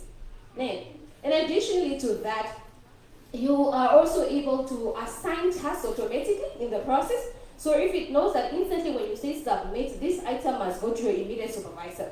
The system is not going to ask you for your supervisor because we would already have known and set up that you have the supervisor and this is the person. So it goes as that. If they sign it off, it already knows that it must detour to the CEO's office for as an accountant of the organization. So it knows, and then it can also send notifications. If you want to just notify someone that your leave application has been approved, it's now with HR. It can automatically send these things to email, and I'm very happy because lately I've observed many of us in our companies, even the laborers have email addresses now. Congratulations, if you didn't implement this, please go back, implement it. Everybody ought to have an email address. It's the fastest enabler besides the message. An email address allows you to receive communication better. How do I keep up with all this deliverables? So we said in the processes, you are able to be assigned tasks automatically. Now, we have an issue. Person A and person B, Rosalia and Nangula. These people are so competent, but only Nangula gets to do her work on time. Rosalia, every time she got her backlogged. Now what happens here is that you as the manager or superior of the 2 people, you feel like Nangula is crazy not having files. Every time, now load this procurement or e-procurement. The next time you're like, process this personnel files. The next time you're like, please investigate these contracts. And what you're actually doing to this person, you are killing them. So sometimes they also need to keep track of what is going on. If a contract, probably from our organizations, we have about 30, 20 plus maybe contracts. But if I ask you right now, what is the status of those contracts? When are they up for renewal? When are they expiring? Who is the contract, person's contract manager and so forth? You wouldn't be able to tell me. I'm not even gonna waste my time. Now what happens is because those items are not automated, they are not placed on a streamlined business process. Now if you put it in NFiles and a process or a workflow rather, the system will be able to see things like the deadlines, and it can automatically remind you that you have a deadline that is coming up tomorrow in case you're forgotten or whenever you want the system to remind you. Additionally, we would see here that the contract being valid, well fine, we're in business there, but what now? So then you need to be reminded 60 days, 30 days, the business contract manager or the custodian of that contract internally must be reminded by the system that kickstart the negotiations. If it's a once-off contract, it's okay, let it expire, but the system must remind you in case you also need to check how much work is left for this contract. If only I could work where I am. NFiles is so, the Finnish are smart. The Finnish are really smart. I recommend them for this day. So many a times we live in a world where our executives mostly, those people are never in office. You are here right now, people are looking for you there. They are looking for you at the office to sign off things, but you are here. Sometimes you're on a delegation to China for 2 weeks. Other times you are apparently on a delegation, oil and gas business. But you left business in the office to be attended to, you have documents to sign off and so forth. So mFiles itself supports mobility very much. You can access mFiles on your desktop, on the company, or on the laptop, wherever. And then additionally to that, you can also access it on mobile and also on the web. So wherever you are, even for offline availability, you need to check things, you can also do that. So mobility, 100%. The same way on every platform? Yes, sir. And then the next thing is security, leaked. You see the top of the Namibian newspaper tomorrow has your information that you're discussing in that Exco boardroom. Now you start looking at Maria like, can only be you. You leak that information. Please leave her alone. What you need to do again, don't blame the person, blame the system. So make sure that your data is secured. And with mFiles, your data is fully secured. You have control access to both the system and the type of documents as well. And there are audit trails to track who has accessed what document and what have they done to it at what time and on what day. Okay. Then finally, I can't stand opening so many apps. So this is the part where we are saying that regardless of the applications and screens that you need to open up, we are actually able to integrate all of these applications, and then you have one access point, which is mFiles. So you open the screen of mFiles, but you are seeing the documents in SharePoint, you are seeing the data from your CRM system, from your ERP, payroll, everything else, finance systems, and so forth. So then integration comes, and then we give you one access point, whether you're opening mFiles app on your mobile phone, or on the web, or the desktop. That is a big white elephant. Yeah, we love this. Every time people tell me, no, it's not gonna work. It's gonna become another big white elephant. It's not true. Please no, it is not true.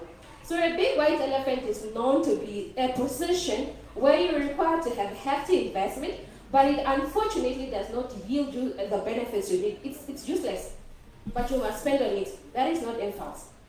We will customize the system to your likings, modifications, alterations, and additions are required. Nay, so it's not a big white elephant. Please get mFiles. Emergency flights on news, sir. Many times you ask people, so now why do you have all of these systems here? No, we got that one from country A, but no, the support has left. Now we need to call them in, and we must pay for their accommodation in hotel, and so on. But with mFiles, your support is local. We will come to you at whatever time. There are different types of support that you can subscribe for. And additionally, even if it's on a Sunday, and the system must work on a Monday or Sunday night, we will be there in your server rooms, in your spaces to fix the things. Yeah, maybe at the middle, because we won't charge you flight tickets. I undervalued the agreement. The other time I heard of a story of a lady that has, the contract value was 100,000, and then she added a zero by mistake. And this money had to be paid out, so that became what now? The mess, we don't have the money.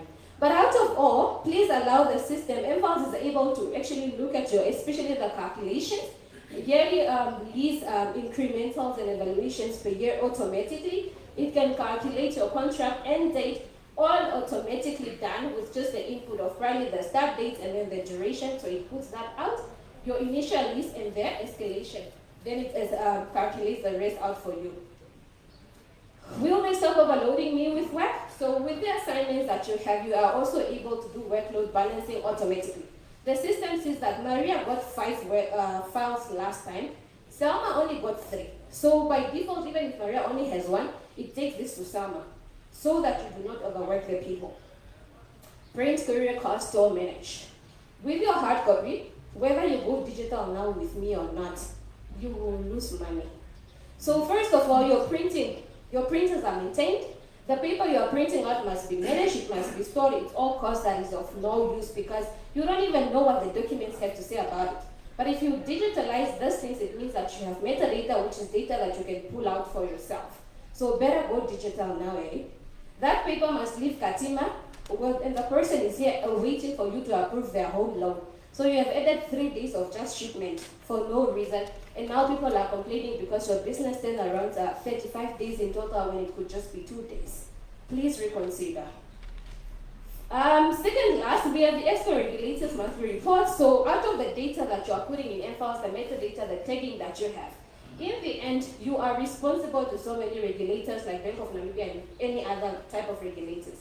The system can automatically generate the information captured on the documents and records, and we create for you live dashboards, which can also automatically push reports straight into your regulators' inboxes. So they receive that Excel sheet or the PDF, and you need not to stress as long as you are saving your records correctly. Finally, where are you between 8 and 1 p.m.? This one I'm very stressed. Colleagues, friends in digitization. We have a problem. In Namibia, I understand it's a mis-system operations. Payments always close at 12. 12 o'clock, I'm trying to make my boss some money, I'm in business, I'm busy. But you want me to be at municipality paying my water bills or doing whatever payments. 12 o'clock, 8 and 12, when I'm supposed to be productive. So then because MFiles is so generous and smart enough, then they decided that, okay, fine, here we need to expand out further. Then they bring you a special tool, HubShare, which is a portal solution that is tied to MFiles. HubShare allows for the interaction with your external stakeholders or external parties. For example, if I can just submit my POP on a portal at home, sign in, submit, you approve that it's legit, it's reflecting on your account, and then you say, correct, here's your thing. Banking confirmation letters are no solved, so they are available. Let us do the same with all of our other processes. Pushing the documents, pushing your input, it goes into a workflow, approval is done wherever they are, and you get your feedback on both the portal and the email address. I hope I have done you justice. I'd love to see you in the demos after. Change the narrative, that's all. Let us go digital. It doesn't cost a thing. It just helps you stay organized. And it also helps you. The only thing that it doesn't benefit you is if you want to be dodgy. Because MFiles will sneak. It will report, it will snitch on you. Thank you so much.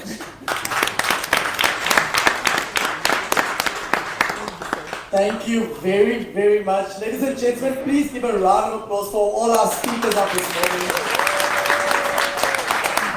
So just recapping on your journey with us this morning, we started with our keynote speaker. We looked at what the document warehouse is, what we do. We introduced MFiles to you. We looked at some problems faced in the Namibian context. We looked at digitalization, and we also looked at some global trends and what ChatGPT or other platforms could mean. And then Salma took the liberty of explaining the features to us of how it could benefit your business. And I must say, Salma, I've heard you mention countless times, get MFiles, speak to us afterwards. Like, if I didn't know who I needed to speak to or what I needed to get from today, now I know. So thank you very much again to everybody. The next part of our program is a quick health break. It's only 15 minutes short, but as mentioned, just before I send you off, in this document, yes, thank you, document warehouse box, a couple of you have thrown in your business cards, and if, oh, we have more. You still make the cut. Any more that you'd like to add? All right. We will be doing more after the health break. Yes. Keep them coming. No problem. Perfect. Thank you so much. So we'll be doing a quick giveaway, and then I'll explain the next part of our day to you before we break, and then we'll do a quick leg stretch. So, all right. Marlies, would you like to do the draw for us? Oh, all right. What is a beautiful lady? All right, so I'm not going to look. We could have used some digital platform for this, but we just wanted to switch it up. All right. All right, so we'll be doing more of this. If you're not the lucky winner now, don't worry. Miss Joanna from Namra, are you here? Woo!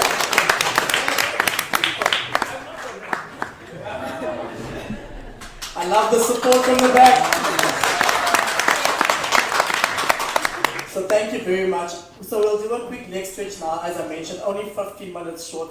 please be back because you'll have the opportunity to engage with our panel on all things M-Files, all things document warehouse. So please come back and they will do that before we escape into the demo session and some more networking. So enjoy your 15 minutes. We go with it as it is. Welcome back, everybody. I hope you had a great tea break, and I can already see a lot of networking happening. We received the same question by our online audience and from some of you in the room here, and it was whether we would be able to share this recording and or the presentation afterwards, just because some of the top management was not able to be here, and the answer to that is yes. It will not be immediately after today's session. We will spend some time just editing it for you, but then we will share with you the video footage of today and also the PowerPoint presentation. We won't be able to share this discussion coming on next though, in written format. But now is the moment when we open up the panel of experts who so graciously was able to share on their respective topics with us in relation to M-Files and the document warehouse. So we'll take it as a very interactive session. What we'll do is I have some questions from our online participants, but of course, if you have questions already that you'd love to ask, then please raise your hand, we'll bring around the rotating mic, and then you can just address your question either to the group or anyone in specific around that topic. So if I may, welcome back on stage. Thank you. Welcome back on stage.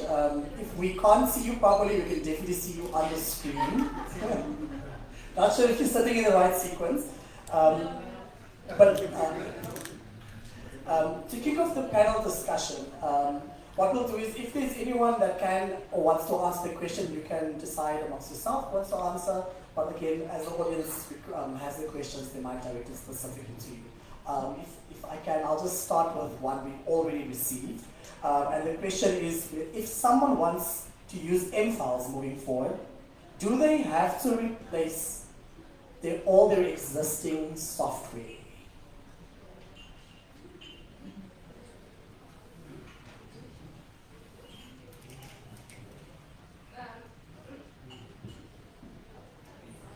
Okay, sorry. So during my presentation, I touched a little bit on integration. So you're having certain systems that you are currently using. Like had earlier mentioned SharePoint as well as part of the systems that people may use for records management. The answer is that you do not need to leave your system, but we need to address your problem, either that we integrate where certain people will have the documents viewed from M-Files, others can still view them from that certain system, but we also need to put in consideration your need. For example, if you want to apply automatic permissions based on metadata, or you want to put into a certain workflow. So the answer is that you do not need to switch, but we'll consider your need and what you are trying to achieve. And speaking to that switch, speaking to that, how easily accessible is it then to use M-Files? The question was whether, can I use M-Files on my laptop, iPad or cell phone, or do I need to be in the office to access M-Files? Is it just me? I get bright. It did, and there was light. M-Files is hosted on a Windows server, but accessing the client can be done on a Windows machine or via any web browser.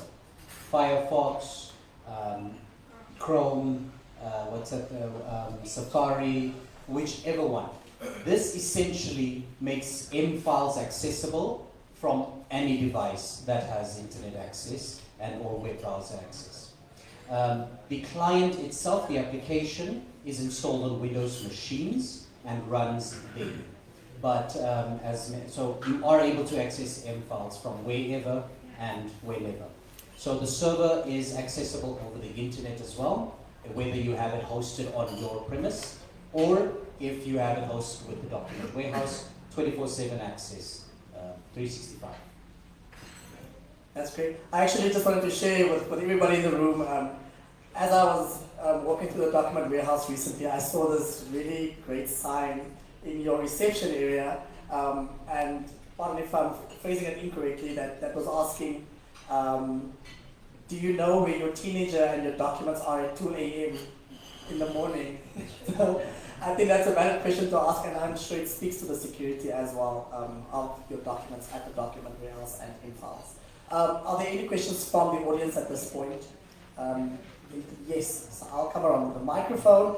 When you do ask, we just ask if you please stand up just so everyone can see who you are and where you're from as you ask the question. Oh.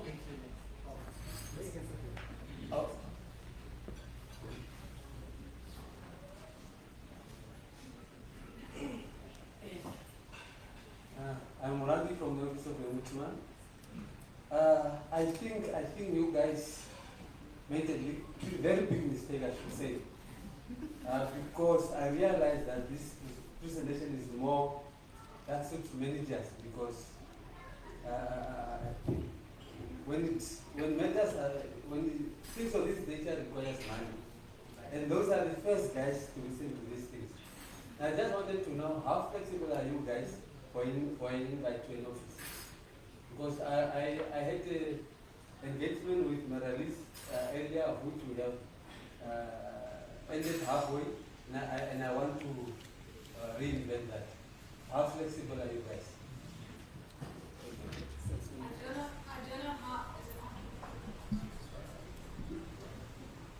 I don't know how else to say it. We are very flexible. All right, so of course we do know, and that's why with the presentation earlier, the employee perspective, the management perspective, we do know that not all the decision makers were able to attend today, and we're really grateful and happy that you were able to come. So we're relying on your enthusiasm and the new information that you've learned so that you can start developing that sort of conversation within your organization. And it's as simple as you reaching out to us to say, we'd like to set up a meeting on this day at that time. Are you available? This is who we have in the room. And can I maybe then just give you some tips already on how you're going to achieve that? You're going to make sure that the decision makers are in the room.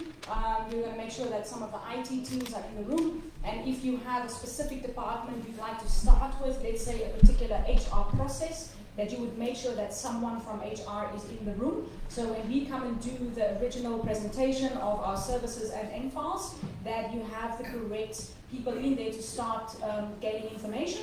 And then, of course, after that, when we understand what problem you're trying to solve, we would then set up consecutive meetings, set up an actual demo for that specific solution, just to at least highlight some of the features. So we understand there's a bit of a process. So please, after today, also educate the organization on digital transformation, digitalization, MFiles, etc., and reach out, we'll be available.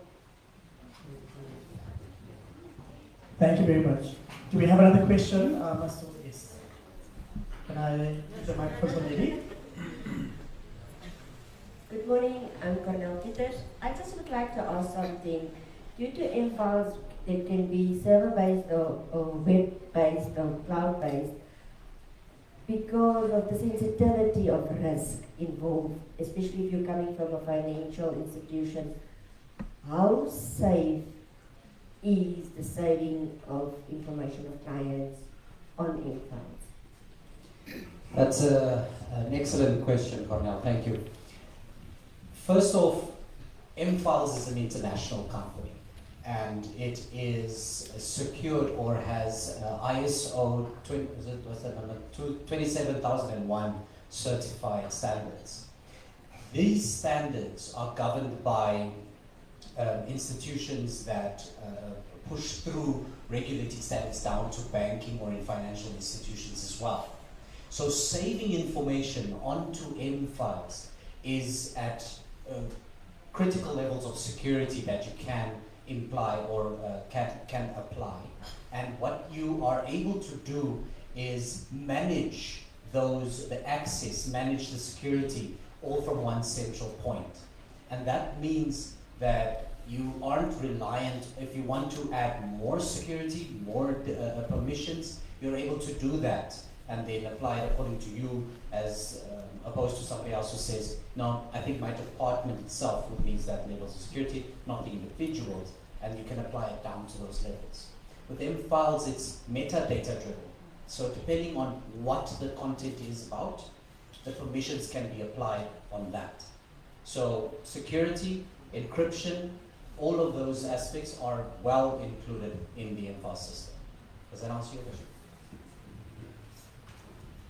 Sorry, Donovan. I just quickly wanted to add on to that as well. So the other aspect is that the system will be managed by us or your people, depending on the deployment option that you pick.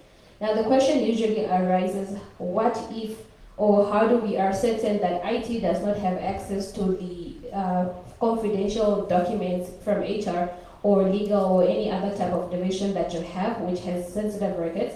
So for that, we also have measures that we apply to the system. For example, because these people are the ones that are maintaining the system environment. So what do we do if they prompted all to access the vault or silo where those sensitive records are kept?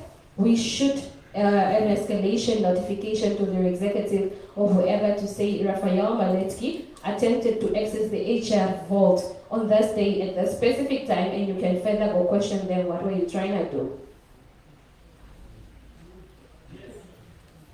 Alright. My name is Stanley. I'm from Complete Enterprise Solution. My question is, of course, you have taken over the security side of it. That was my initial question. Yes, but let me just elaborate it a bit. You said you can access the file, the M file from any devices anywhere, right?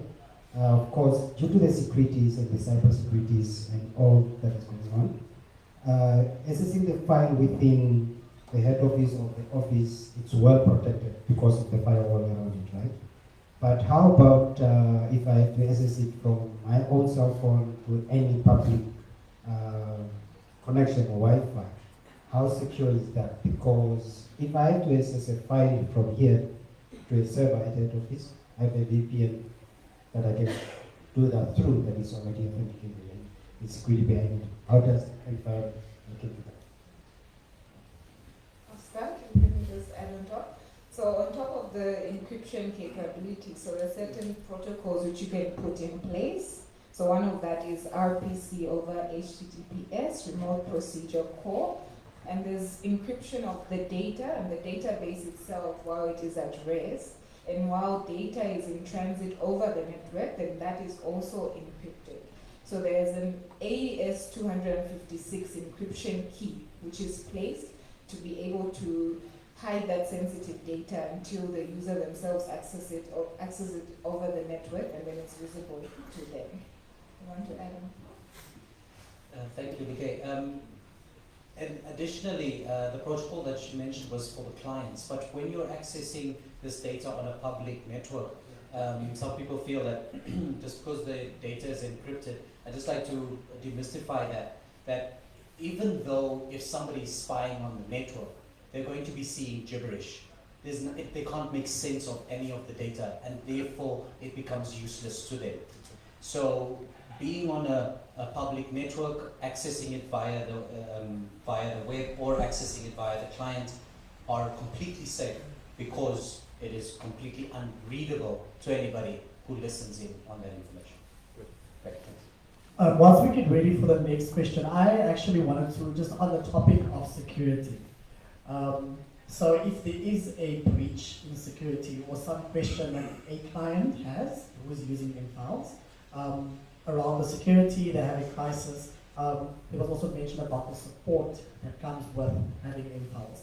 What would that support look like, if any, from the M-Files team? If you see that there is a breach in security, is there support in helping find out where that came from? So yes, of course. One of the things is that, as Salma mentioned, we're available Sunday, 3 p.m. I'm still to see her available on Sunday, 3 p.m. for my questions.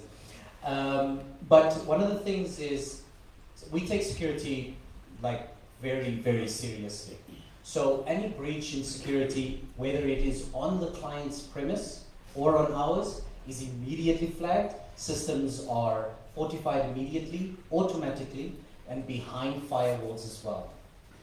If it's on client and on-premise, and there's an issue with your security of your mFile system, of course I can't speak to the security of your other systems, but if there's an issue with your system, we make sure that your systems are either backed up and malware protected, and also make sure that when you are installing your systems, or when we install your systems and maintain your systems, that your security aspects are up to date. Another aspect is that mFiles releases yearly and frequent updates on the systems, and we monitor those updates every Friday. Every Friday we check through those system updates to see if there's any vulnerabilities that were patched or security updates that go through. I think many of our clients have already seen me there. Hi, I'm here to install your latest upgrade. And the reason is because we patch those vulnerabilities before they are even exploited. Thank you. Morning everyone, I'm Silfried for Social Security. I just want to ask the licensing model that mFile uses. Is it a pay record? Do you have perpetual licensing and then we just pay for the support? And then I also want to ask Microsoft SharePoint and mFiles, are they complementary applications or are they competitors?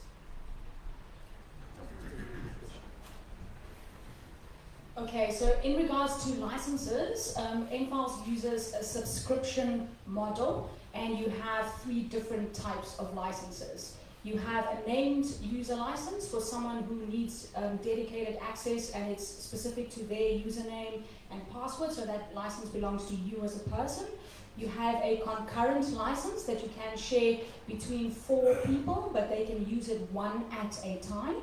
And you have a read-only license where you can read and print information, but you're not able to edit documents. That's a Nokia. From Finland, yes.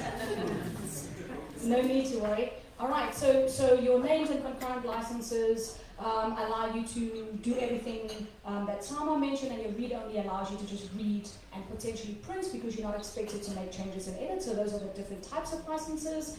Licenses are purchased annually upfront, and there are a couple of things that will be taken into consideration as to how you would like mFiles to be deployed. Do you want cloud-based, hosted, etc.? And this is connected to the exchange rates. If you need specific pricing, we'd be happy to chat with you, understand your specific need, your specific use case, and we'd be happy to then run through the numbers with you to understand what that would cost you for a specific solution or for deployment in your company. All right, so feel free to reach out to us for specific pricing. Okay? Just before the next question, Chantal, I believe there was a second part to that question. All right. Yes, so for the second part of the question with regards to mFiles and SharePoint, either being complementary or competitors, so this depends on the use case. So for clients who are already making use of SharePoint, you spend money in your Microsoft investment and you're using SharePoint as your document library or repository. So what mFiles would do in that situation is to complement your SharePoint solution, because there are other added advantages which mFiles can bring to your SharePoint implementation, and just with easier configurability that you are also able to do in SharePoint, but then you need specifically trained people. With SharePoint, mainly you have sites and you have sub-sites, so you need to be able to organize your information in a specific way for people to know where they're going to save that info, whereas mFiles, as spoken about before, is more of a folderless structure. So depending on your use case, if you are using SharePoint already, mFiles can come in and complement that system, and you have the benefit of the power of the 2 systems working together. And then if you're not using SharePoint or you don't have any sort of document management system at all, then you could look at them, I guess, as competitors. because the pricing is different and the licensing is different depending on what needs and what it is that your use case specifically is, then you could look at which one is better suited to your needs at that time. Hope that answers the question. Thank you very much. My name is Abraham Kloppers from NAS, currently responsible for Records and Archives section. And first of all, I would like the panel and also all the presenters. Thank you very much. This was a real eye-opener for all of us. We all know that records management is very low on the priority list of any company, really. And I fully agree with the previous speaker. This presentations was actually meant for the EXCO, your top structure. Ms. Chantal mentioned the importance thereof, and this is my question also. How do you change the mindset? She mentioned it also, it comes from top. So you will start at top, especially. She also mentioned this is going ahead for a proper EDRMS or electronic records management system. This is a long-term project, and you cannot do it on your own. You need that support and guidance from others as well. He mentioned the cost involved, and every time that you approach them, but we don't have money. There's no resources. We don't have the manpower to do it specifically. They know the importance. Coming back to the keynote speaker, she mentioned also that Namibia recognized the importance thereof. Yes, of course, we all know about the fourth industrial revolution, etc. And we are all working very close to become paperless here. Ms. Ina also mentioned that it's not a myth anymore, it's reality. And it is. We all want to be without paper. But my question is, now that you're sitting in that position, but you must convince the top structure, please, I need this, we must do this, etc. You mentioned also the long-term project costs money, and we need all the fully commitment of all of them. They need a solid plan. Of course, we don't approach it like you said, like a big bang. It's a small lighthouse approach. Start small and then try to. But even if you challenge or go for the lighthouse project, you will not end up if you don't have the fully support and commitment. So basically, my first question is, how do you change the mindset of them? Secondly, also one of my biggest challenges, and I think all of us involved, is technological obsolescence.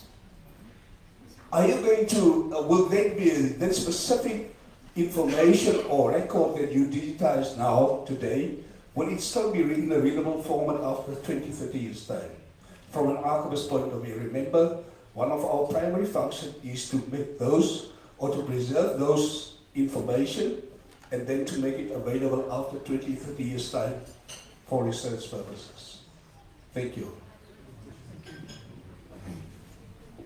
So we're an excellent team, and we're a tag team. So I'm gonna do the first part, and then I'll have Rafael do the second part. If I understood you correctly, your question was, how do you change the mindset specifically of management who needs to make the decisions and find the money to get it done? Excellent question. I'll let you know when I figured it out. No, I'm joking. My answer is data. Management understands numbers. Those numbers are units and quantities. So they want to know how much have we sold, how many customers have we served, how many people are in the process till 50%, how many are not being done, why is it not being done, and some of the numbers that they look at is the financial side, so the rands and the cents or the dollars and the cents, the bottom line. So in order for you to communicate with management, you must speak their language. In order for you to give them information, you need to track the data.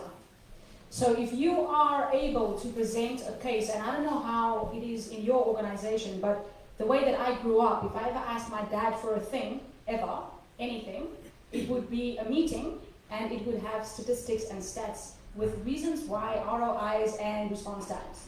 So that is really what you need to understand needs to happen, because there's no amount of enthusiasm and excitement and, oh my word, MFAS is amazing and we have to get it into the company and give us the money. You're always going to get the we don't have money, because they have to think of 20 other things that need to be paid for that are related to you getting a salary at the end of the month. So this is why I want you to have the perspective that you need to understand what world you're walking into, who it is you're communicating to, and how you're communicating with them.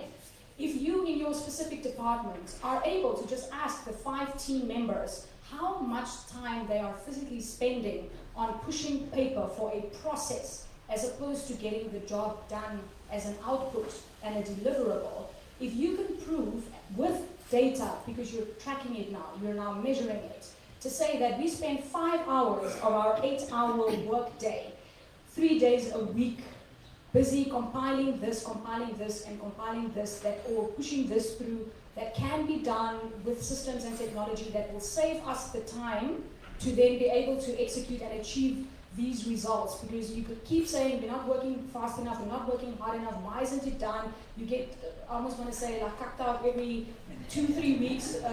This has also been streamed, I apologize.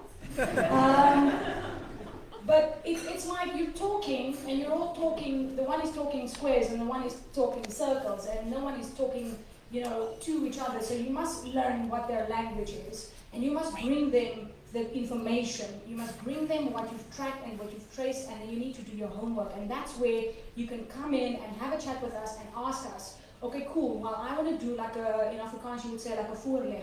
I want to do like a proposal, to my manager or to our people, how can you help us figure out, let's say if you use a product like MFAS, how that would be able to assist you, and then you're going into that meeting prepared, okay? Because then you can work with the sort of rejection, no, we don't have money, whatever, that you can show them how it is efficient, how it can save them money, and how it can make you do what you do better, to be better. That would be an approach that I would think I'd want to learn about if I were you, and also jack yourself up a little bit on the game, so that you're talking the same language, including the technical terms. One thing I know is I'm bringing Chantal to ask my dad for something. Your second question, how do we preserve the data that we have, or the information we have, for future retrieval? Great question, thank you very much. One thing that sets MFALS apart from the rest. I'm sorry, I'm just going in. One thing that sets MFALS apart from the rest is its ability to incorporate with other systems, or allow information to go to other systems or come from other systems, regardless of whichever one it is. And that means that it's structured in such a way that in the future, if you want to move to another system, 5 years down the line, it needs to save the data in a specific format or in a specific way that other systems can accommodate that. One of the options that is available in MFALS is the archiving function, where you're able to save scanned images of PDFs into PDF-A format, which is specifically designed for archiving. And that means that future technology or future systems will be looking for PDF-A documents, and MFALS already can accommodate in that aspect. So for future work, for data that you need to store for the future, it saves it in that format and exports metadata, or the information the information about your information. It exports it in a format that is also easily importable into other systems. I just wanted to add on Chantal's answer. So the other thing at most why we get clients for MFALS, it comes from a problem. Surprisingly, all of you guys in here have big problems. And until the problems keeps nagging and now your boss is asking for answers, that's the time that you go around, I'm trying to have documents scanned, I'm trying to do this, I'm trying to achieve this magic. So there's always a problem somewhere, and your executives know of this problem. And it's that problem that will bring you to MFALS. So your knowledge of MFALS here, and you being present at this event instead of your superiors, is not waste. It's not a waste, it's not useless. Now you know. Go back, address the problems that you have. I highlighted your high turnaround times, I highlighted your manual processes, I highlighted you guys unable to send out emails and such. You have a long list of problems that can go on listing them and I will never finish. So address those problems with solutions, and the solution is MFALS. The other thing that I also wanted to highlight when Mr. Kloppers mentioned the National Archives, I saw many of us here are from parastatals and agencies and regulators on the government basis, and to have the requirement of the FAR plan. How many of us knows of the FAR plan? Are you compliant in terms of e-records? Yeah, you see, you have the problems, and the National Archives will come for their documents because those documents are not yours, they are the government's documents. Additionally to that, I just want to highlight it that the document bearers can also provide you FAR plan in soft copy. So your approved FAR plan from the National Archives will bring it to us. Then we'll see how your scanned documents can then be stored as per the different main series and levels of the FAR plan. We await you. You had taken too long, and thus we thought it was necessary that we come to you to inform you of what you are missing out on. Thank you. Thank you very much for that. And before we give the microphone over to the next question, there was one other question that came up by our online audience, and perhaps it takes it a little bit a step backwards. Who can share with us who is MFALS most relevant for? If we're thinking about sizes of companies, industries they operate in, who actually needs or can make use of MFALS? Okay, so it depends on the country, you could say, and the economies and industries that are doing well there. So like for us, for example, here in Namibia, we've seen the legal industry and the financial industry doing really well with the solutions such as MFALS because of the many compliance regulations and standards that need to be applied, especially like for financial institutions, and things and regulations keep on changing. So for them, it has really been a useful application in that industry. Those are the two biggest ones that I've seen. I don't know if anyone wants to mention anything more, but for our economy industry in Namibia, it would be those at the moment.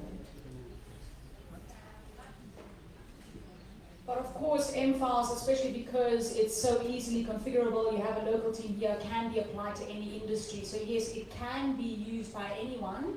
What you'd want to do is you'd want to have a look at what is it that you're trying to achieve, what would that cost you, what would you be able to benefit from that. So that would be a question that would be the next step there too. So yes, it could be applied in any industry, and there's a lot of industries around the world that are using MFALS, huge organizations, and in Namibia we don't even have those big type of companies yet, right?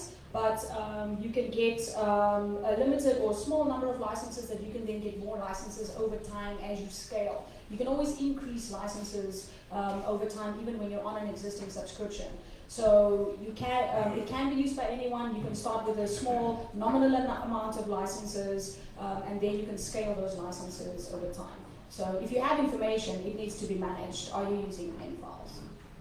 Nice. Love that. Thank you so much. Yes, questions from the audience. Thank you. My name is Michelle. I'm from Ministry of Labour. Two questions that I have. She already started answering part of my questions, is the file plan. As we all know, government, we have lots of hard copies documents. You know, our offices are overflowed with documents. So now the file plan, once it's approved by the National Archives, it obviously goes now to the Office of the Prime Minister to give approval for us, for the staff members to be trained on the EDRMS. So my question is the file plan, the record management, does it replace EDRMS, or does it link or intersect, or how does it complement now the EDRMS? And then should we still, actually we have the approval file plan, do we still have to go to Office of the Prime Minister for the EDRMS and then come back to document warehouse to assess us, or how does the two intersect? The second one is, you mentioned about the leave applications. I know Office of the Prime Minister comes years back with leave applications that we're supposed to be digitalized and we have to apply online, etc., etc. That is still hanging, and it's also, nothing has been done so far. On the other hand, my question is, on your file plate, do you have perhaps a software where it indicates that, for instance, I receive a lot of submissions per day. So, as a financial advisor of the ministry, all the documents, sometimes I would receive 20 files per day. When I go back to my office, it's already a stack, it's a traffic thing. Do you have a system in place that we can digitalize it where somebody prepare the submission, send it on the computer direct through the different channels to my office, and then I send it into the executive director? Do you have something in place that can make the life of some people in ministries easier? Thank you.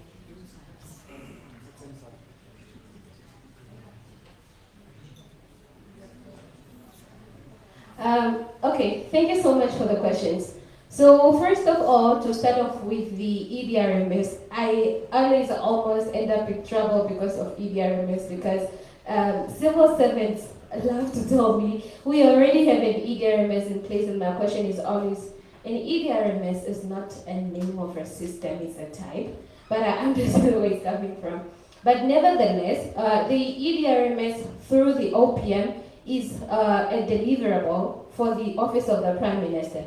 So that is something that you are supposed to comply with. They require you to have documents on that system. On the other end, you have MFiles. So us plotting out the file plan on MFiles makes it easier for you to classify and tag the documents as per the file plan, the same layout that you have on that hard copy from the National Archives. That's how we plot it on MFiles. And then when you save, you just say this is reference 5/1/1/1/1. I don't know what that is in the government setup, but as such. So when it sits in there, now our next part, what we had always looked towards is that considering that from the government setup, we have e-justice system, we have EDRMS, we have e-procurement, our request is always that if the colleagues from such setups can help us facilitate with the owners of such systems for us to enable, because definitely you cannot manage documents on a workflow in the EDRMS or e-procurement and further on. So we are providing you MFiles where you streamline the whole process, for example, of procurement, how it goes. And what we want to see later on is that these documents, when you have them, and you are supposed to submit them onto a government system, bring us those people so we sit and see how do we make your work easier, that you do not go upload the documents on the other system, but rather we have ongoing automated exports from whatever system that could be, whether it's the EDRMS, e-procurement, e-justice, and feeding straight into that system for you to be compliant. So that is compliance, and on this hand, we are helping you facilitate your work better. I hope that answers your question. And then also to add on to that is that, let's say the EDRMS is asking you for the subject letter, but then the MFiles will ask you, who is this letter from, to who is it, and what is it addressing, what is the status of it. If it's a corporate social responsibility letter, is it just incoming, has it been assigned to the relevant division, did the CEO see it? So that is how we map the process. But the final product of it, then we must find a way for you, if you bring us the right people, to send it to the right system that you must comply with. And then that also partially kind of answers your second question, which is asking, how are we able as document warehouse to provide you a platform where people can do the submissions? Luckily, my last demo for today is on HR processes. I'm going to specifically use leave management as a proof of concept for us in the HR process or setup. But the answer is that yes, we can provide those things. MFiles can suck in documents from either mail sources, so that is your inbox. We put a filter there since many of us love our emails. Every time I go to somebody's office, they say, no, those people only request through my email. But what if you leave that office? Does business end there? So then we set up filters from these small boxes, and then we import the document straight into an automated workflow into MFiles, or from a scanning source, or it can come from what we will see later, the HubShare portal. These submissions are made straight into a workflow, and the workflow dictates where does the document go. If you deal with it, where does it go next? And it also helps us to understand why is your office taking forever to process requests. So from the data that is pushed into the system, we'll be able to pull a report to see that you are overworked, overwhelmed, and maybe we need to bring in an additional person. I hope that answers your 2 questions. Thank you very much. Do we have more questions from the audience?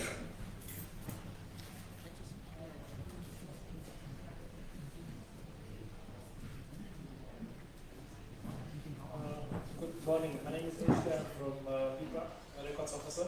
I just have a question. So, how does MFAS cater for records that we born digitally? So, digital form, can you marry it with MFAS? And then the second thing is, can you also manage digital forms, Google form also?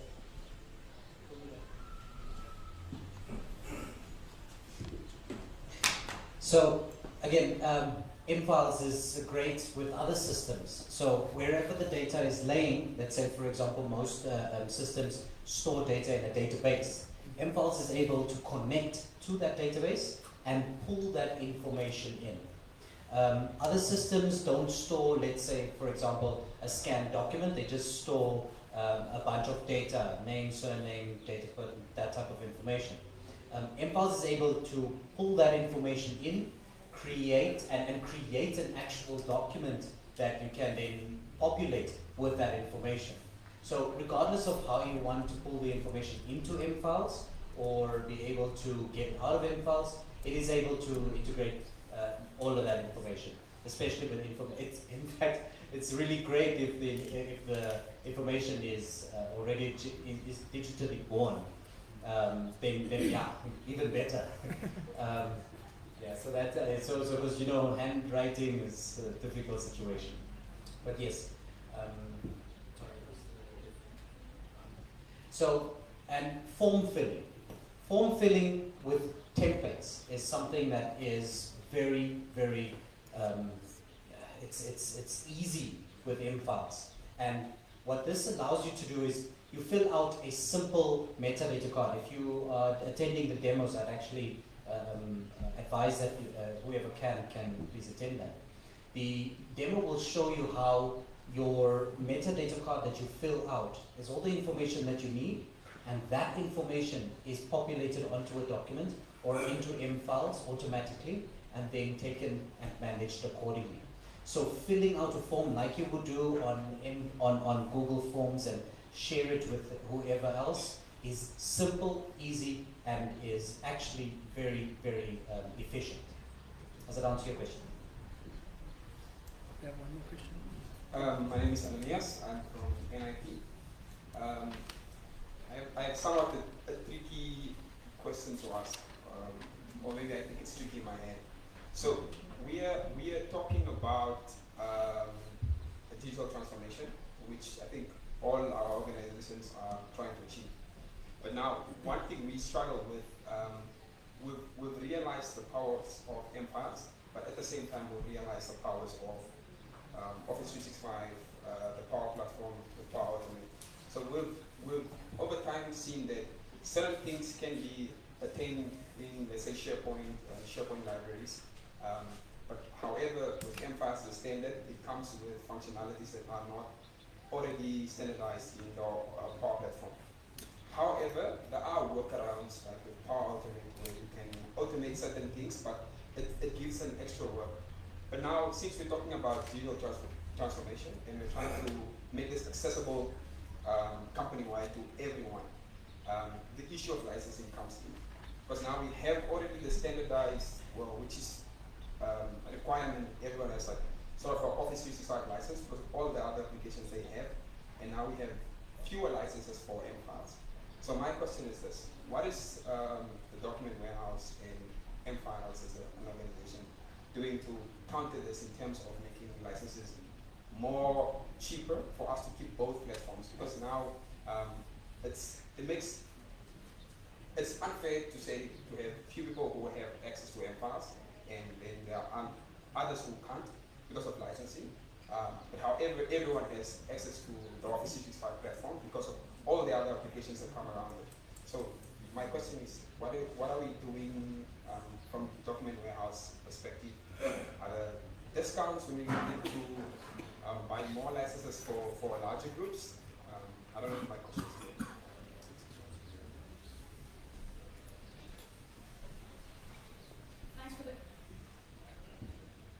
Thanks for the question, Ananias. So MFAS does offer volume discounts, but then, yeah, that would be more for like a company-wide deployment. We can definitely have a conversation about that. I think it's really important to understand the context that we're talking about. If I give an answer here and there are 6 or 7 different contexts, then that answer doesn't become relevant. I would absolutely encourage that we come in and have a look at what it is that you're trying to achieve. Often what happens is clients will say, we want 100, 200, 300 licenses. And we already know trying to achieve that scale of a deployment off the bat with very limited user experience with the system, because you have 1 or 2 departments that have used it already. You know, it doesn't make sense to do like a complete overhaul.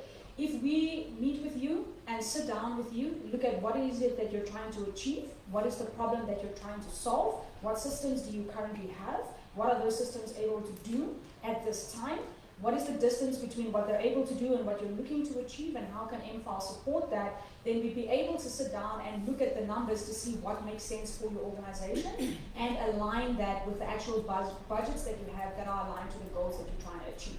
So I don't want to beat around the bush, but it is really quite difficult to sort of give like a base answer that applies to every context. I think the team at the document warehouse, especially the digital solutions team, they have so much experience, over 10 years of experience, not only using MFiles in the company, and I think this is why the company is growing at the rate and the pace that it is, but also being able to solve or provide solutions with MFiles for very specific use cases, scenarios, background histories, you know, current status, etc. I think unless you're doing a consultation with us that we can actually together figure out how we can make this work, that would be what I would encourage, to then sit around the table and then let's look at all the numbers, let's look at license numbers, let's look at costing numbers, etc. And then let's see where we can find the sweet spot where we can achieve what you're trying to achieve and create the efficiency and the cost saving that you're looking to achieve as well. So please do accept that as my response, and that would apply for anyone else asking a similar type of a question. We need to find out what the situation is so we can figure out how to resolve and how to fix and how to add value. Sorry, I just have another question to ask. If an entity make use of MFiles for an interim solution for getting documents, archive documents sorted, at the end of the project, will the entity be able to delete the documents completely from the MFile system and the web or the cloud or anything? Most certainly. One of the examples, as I mentioned, is getting information out of MFiles to other systems. Similarly, there's a tick box that says, once you export it here, it's deleted from the vault completely. And by that term, it's deleted forever. It's completely destroyed, and for the IT guys that know, once you turn a 0 into or a 1 into a 0, there's no figuring out what it was before. So it completely wipes it off, and it is 100% out of the system. Thank you very much. Do we have any more burning questions you'd like to ask our panel at this moment on the stage? This is your time to shine. If we don't have any at the moment. One last question. Oh, yes. Do you offer trials or do pure proof of concept for the MFile system? Yes, so you asked about proof of concept. So when we do a demonstration, prior to the demo, we would actually talk with you and find out what is it that you're looking to achieve with MFile. So when we do the demo is specific to that problem. So let's say you needed a contracts management solution. You need to figure out, who do you have contracts with, when do they expire, when do they need to renew, notifications, etc. So then, if that's what you tell us that you want to figure out, then our demo would showcase that. So we don't demonstrate the whole solution, but we certainly do indicate to you the features that mFiles has in order to solve that solution. So it's like a mini little presentation on that problem. So that is something that we are able to do. Was that all? Yeah. Okay. It was a Yeah. trial question. He asked about the trial. Yes. So So you can test it for a month as a trial. You can see if it works. yeah, mFiles does offer trials, and we'd also then just check what the scenario is related to that, time frames, users, etc. So we'd be able to then give you more information on that, so you can request for a trial. Yeah. Does it provide a report afterwards where one can retrieve this report, put it under the executive team to explain what the system has done after the trial? So how do I prove it to the ESCO? So of course, if I give you a proof of concept, if I build a system for you to see how it would work, I'd be able to pull a report and show you this is how I did it. It takes you 5 hours to do this process, or this document gets stuck somewhere else. With this system, it took you 1 hour to get it through everyone else. It shows you this is the mail that was sent during the demo. That's also some sort of a report structure. And as Chantal mentioned, it's specific to you, specific to your problem, specific to your business. Can I just please add, based on what Mr. Kloppers asked earlier, then the ball is in your court to then know that it does take 5 hours to do the thing. You know what I mean? So that you need to have that information. Start thinking about what you're looking to measure that you can then prove as a use case to say these are the numbers and the statistics. Because I don't see another way around that.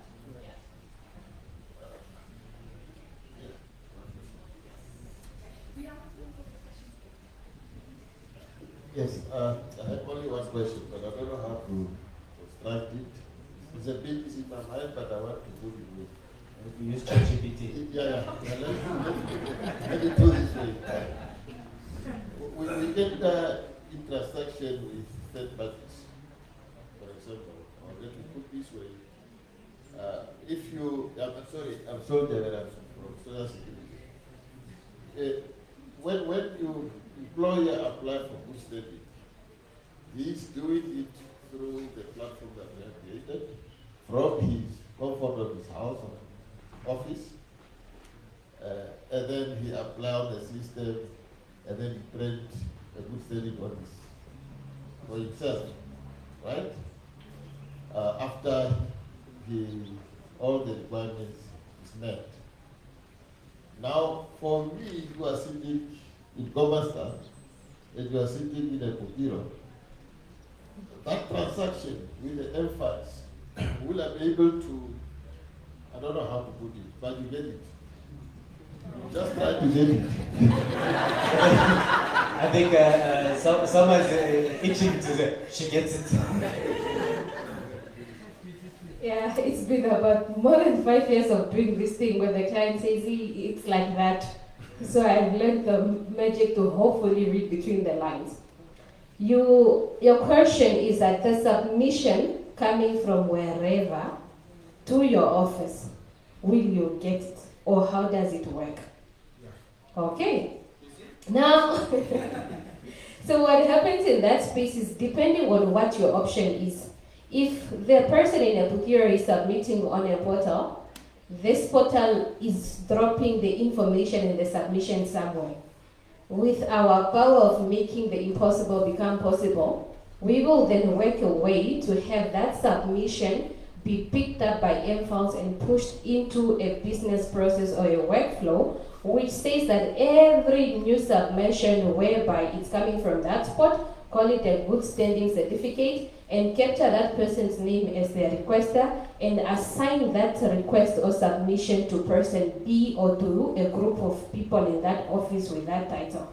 So there you get it on your email, it's also in mFiles, you open mFiles, you work on it, you process, you say approve, it goes on to the next stop. mFiles pulls this copy, which we call a template of a good standing certificate, inputs the person's information, who is also registered on your system, probably a business person or so, So that information which you are capturing and understanding a different system, could be your CRM or whatever system you have, we pull it into mFiles also. So we reference to validate who is that person, is it the same person here, pull that information, you approve, it shoots to their mailbox. Finito, done, simple as such. Man, this sorry, gentlemen, I just wanted to. The gentleman from Ombudsman also asked me earlier about version control. I realized we haven't really highlighted that throughout the day. So mFiles does version controlling. It's one always up-to-date document. The submission that the client makes, it's version 1. You do something on it, it becomes version 2, but the same document. Somebody works something on it, it becomes version 3, and tracking every change and who made the changes, and you can roll back to previous versions, but it doesn't replace any version, so no version is lost. On the other hand, it also has version controlling for your standard operating documents. Your processes, policies, SOPs that you need to publish to the entire organization. The current published version is version 3, so you would then, it's time to review. The document owner, whoever is responsible, must review yearly in June, so then they request for a copy to modify that, and then it goes through the approval process. At the end of the process, it publishes version 4, makes it available to the entire organization, and people can actually confirm that I, Sama Petrus, I read this. So it keeps an audit trail of people are really reading the policies and the processes that you have. Any type of dream you have, please feel free to send it to us whenever. We most likely have a solution and answer to it. Thank you very much. Ladies and gentlemen, please put your hands together for our expert. We'd love to continue with all questions both here and online, but we need to keep with the program. However, the expert team is still going to be around for all of your questions, and you might be able to ask more specific or personal related questions to you in mFiles and your businesses if you approach them directly afterwards. So I'd like to thank the four of you for sharing all your knowledge and for continuing to create those dreams for the clients. And I'd like to thank everyone for their contributions. For now, I'd like to give away two more stuff before we head on to the next part of our program. If someone can tell me what the name of this event is today. Yes, gentleman in the green. mFiles works, sorry. mFiles works smarter, not harder. Thank you. You win yourself a power bank. I'm just checking if we still know where we are. And then I'd like to give away one more gift for all those who have so gracefully shared the contacts with us. Thank you very much. May I ask one of you to just hold this? Would you like to draw the name, actually?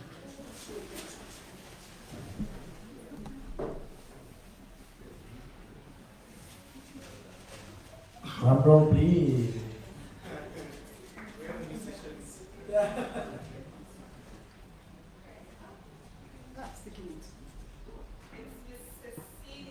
Miss Cecilia,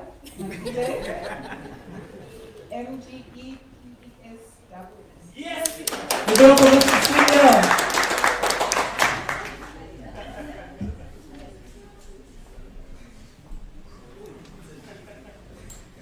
Thank you very much for everyone for sharing. If you did not win something today, we hope that you won a bank of knowledge. And if you're leaving with questions, even greater, because we're here to answer all of those for you, even after today. So thank you very much. The next part of today will be quick final words from Chantal Larson, and that will be followed by refreshments that will serve outside the Opera House, and if you go up to your left onto the terrace. But please do stay around, please don't go home after that, because in the meantime, we'll be setting up 2 demos for you. So a lot of your questions might also be answered during those demo sessions.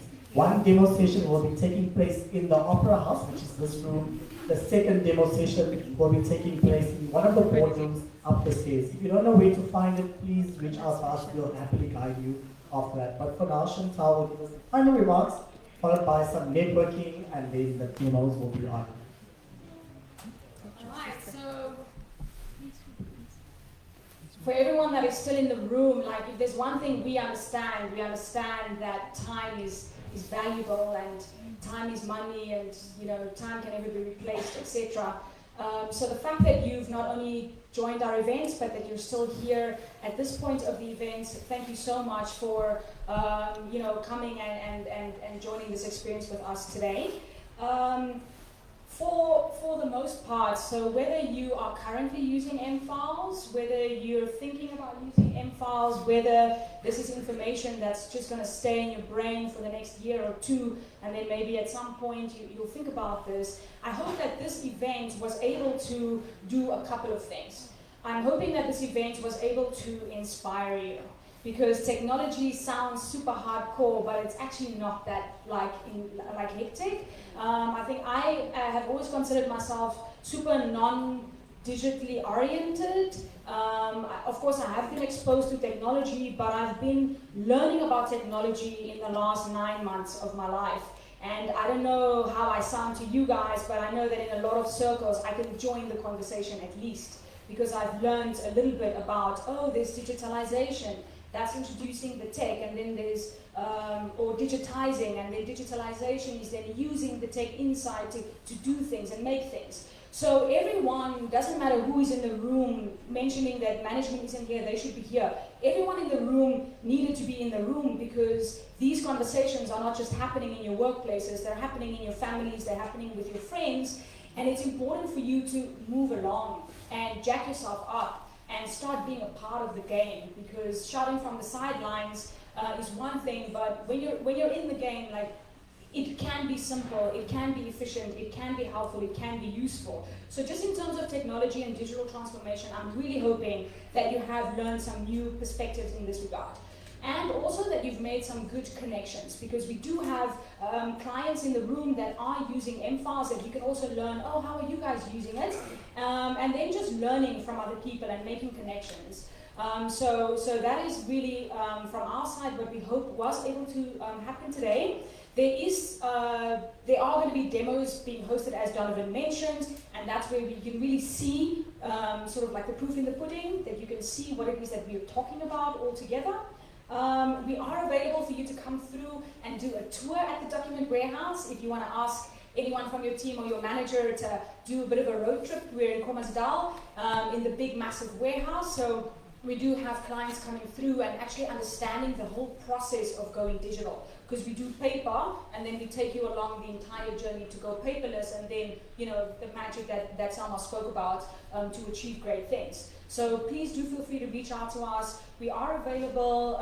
I do have business cards, Sunny and I, if you want to get our direct contacts. And if you want us to come through and chat to your team and your management, we can definitely schedule something, and then you put the ball in our court. Then we do the presentation, we do the demo, and then we come and back you up on whatever it is that you're trying to create or change in your organization. That's it from my side. Donovan will run through the rest of the program. Super excited to have you here today, and please do keep a lookout, because we are introducing more things. You would have seen we did a webinar recently. We'll be doing more information sharing, more sort of like basic training, not training because we teach you how to do it in the webinar, but we'll be sharing a lot more so that more people learn about not only the document warehouse and that we are your partner in achieving your digitalization goals, but also, products, services, solutions, etc. So thanks so much for today, and we'll definitely be in touch for us to achieve great things for digital transformation in Namibia. Thank you. Thank you, Chantal. And just on the sharing part, and also hearing some of the comments from throughout the morning with us, we are planning a second event, and we will, as was requested, try to target those executives for that event, along with you, Walcott, or further colleagues. So a second event will be shared on our platforms in due course once we finalize dates towards the second, towards the end of this year. Now I have a quick request. If where you're sitting, you can just put your hand up into the air and wave at the camera, because I want to do a quick selfie, please. That's fine. All right, we're just gonna do a countdown. 3, 2, 1, smile. Say M-Files. Say M-Files. M-Files. Love it. Thank you very much. Thank you for being an incredible audience. You can make your way to the terrace on my left side, have some refreshments, network, and not more business thoughts. But please stick around for the demos. They will be worth your time. They will be in here and in the boardroom. I'll let you all know around this space what time the demos are taking place, but it will be in the next 20 minutes approximately. So please stick around. Thank you.